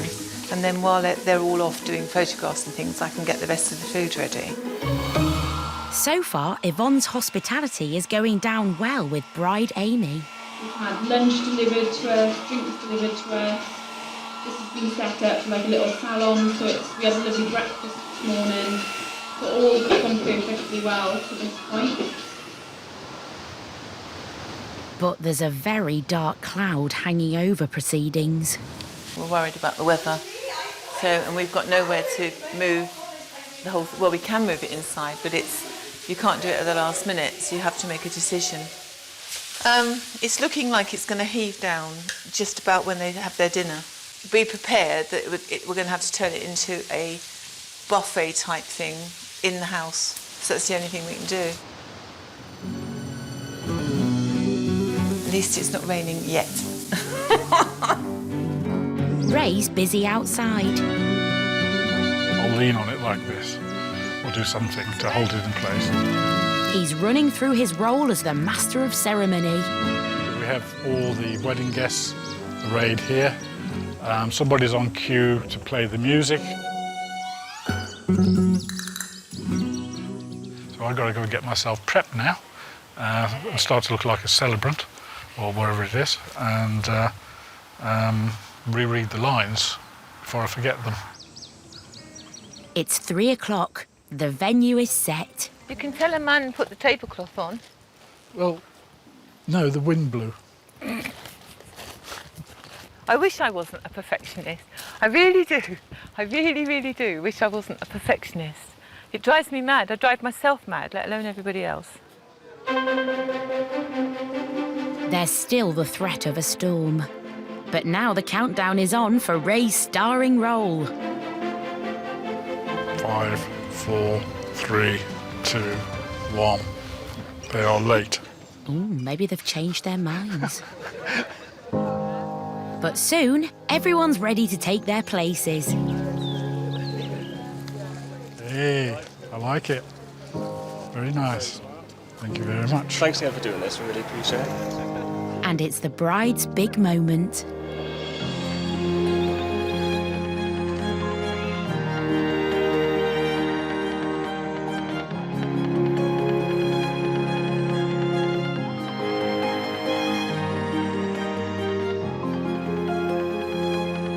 Marriage, as most of us understand it, is a voluntary and full commitment. It is made in the deepest sense, to the exclusion of all others, and it is entered into with a desire and hope that it will last for life.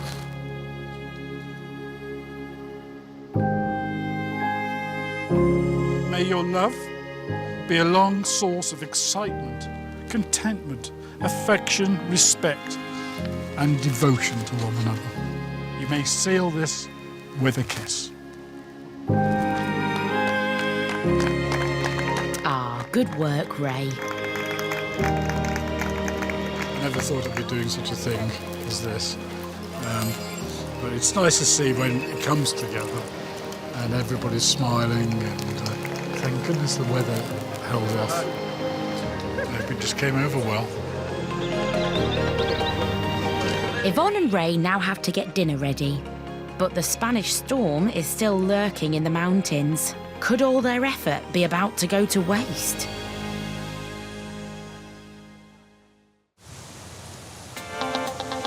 In Javier, after a frustrating first food service, Kelly and Steve Stallion have left Grandma Gail babysitting to take a well-earned break from the business. Man, this is too much good stuff. The couple are self-confessed foodies, so this town has totally won them over. We do like, well, we used to go out like this quite a bit.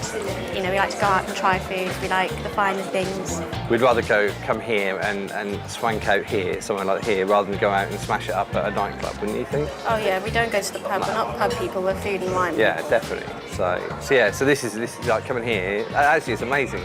Really excited now. I know. I feel strange that I haven't got food being chucked at me from some direction where Millie's sitting. Tonight reminds Steve and Kelly why they came here in the first place. We have a selection of various cheeses and also the red corn carpaccio, the Huve Camp Rosé. Yeah, so 2 glasses of that. I'm actually loving it. I don't miss England at all. But the Stallions still have a long way to go before they're dining out on their own success.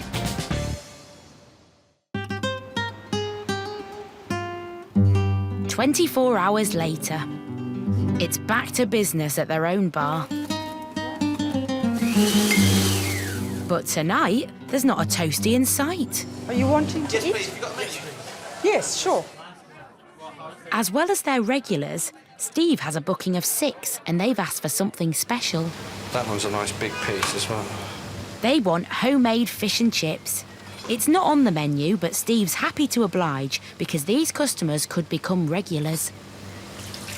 They've got a house here, and they come out sort of regularly all through the year. In true Steve style, he's sourced top quality cod and is even making homemade batter. Have they decided on what they want to start? I'll go and find out now. Warm goat's cheese salad or Caesar salad with chicken. Do I see 4 goats? Yep. 4 goats. And 2 Caesars? As more customers come in, the orders are starting to stack up. Have you got this one, Steve? Having a jambalaya and a Spanish burger. But now there's a big issue. We're out of gas.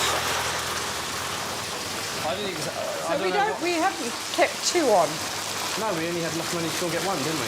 To cut costs, they only bought one gas canister, and now Steve is feeling the heat. Oh my God, I'm gonna... Let's, you know what? We'll do what we can.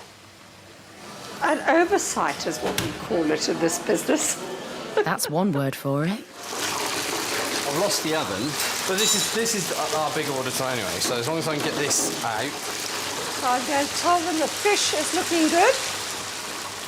You can tell them something. The fish should be okay, but he needs a plan for the burgers. I might be able to do the burgers in the microwave under the grill.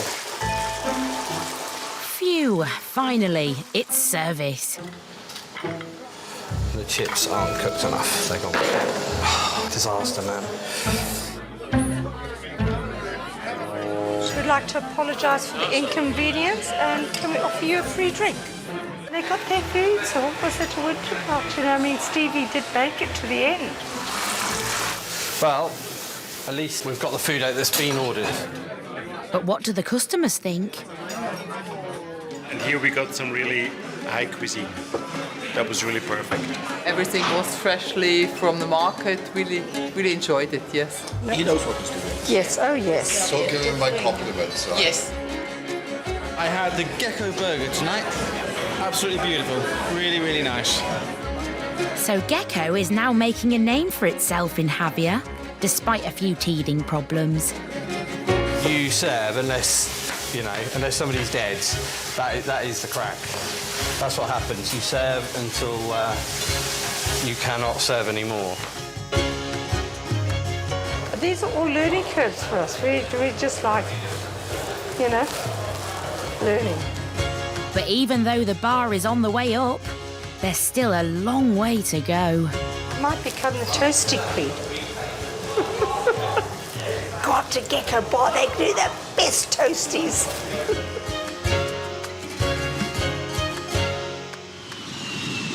Next time. Fantastic, isn't it? Sampling the Cape Verde way of life. But will this expat be put off making the move? And I don't want to be falling out with people and then end up not being able to work. Will the fairy tale Spanish wedding Rapido.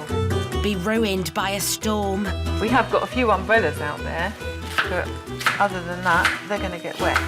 And can this French B&B I can smell bacon. win over the final guests of the season? And I sort of expect to be set up to fail.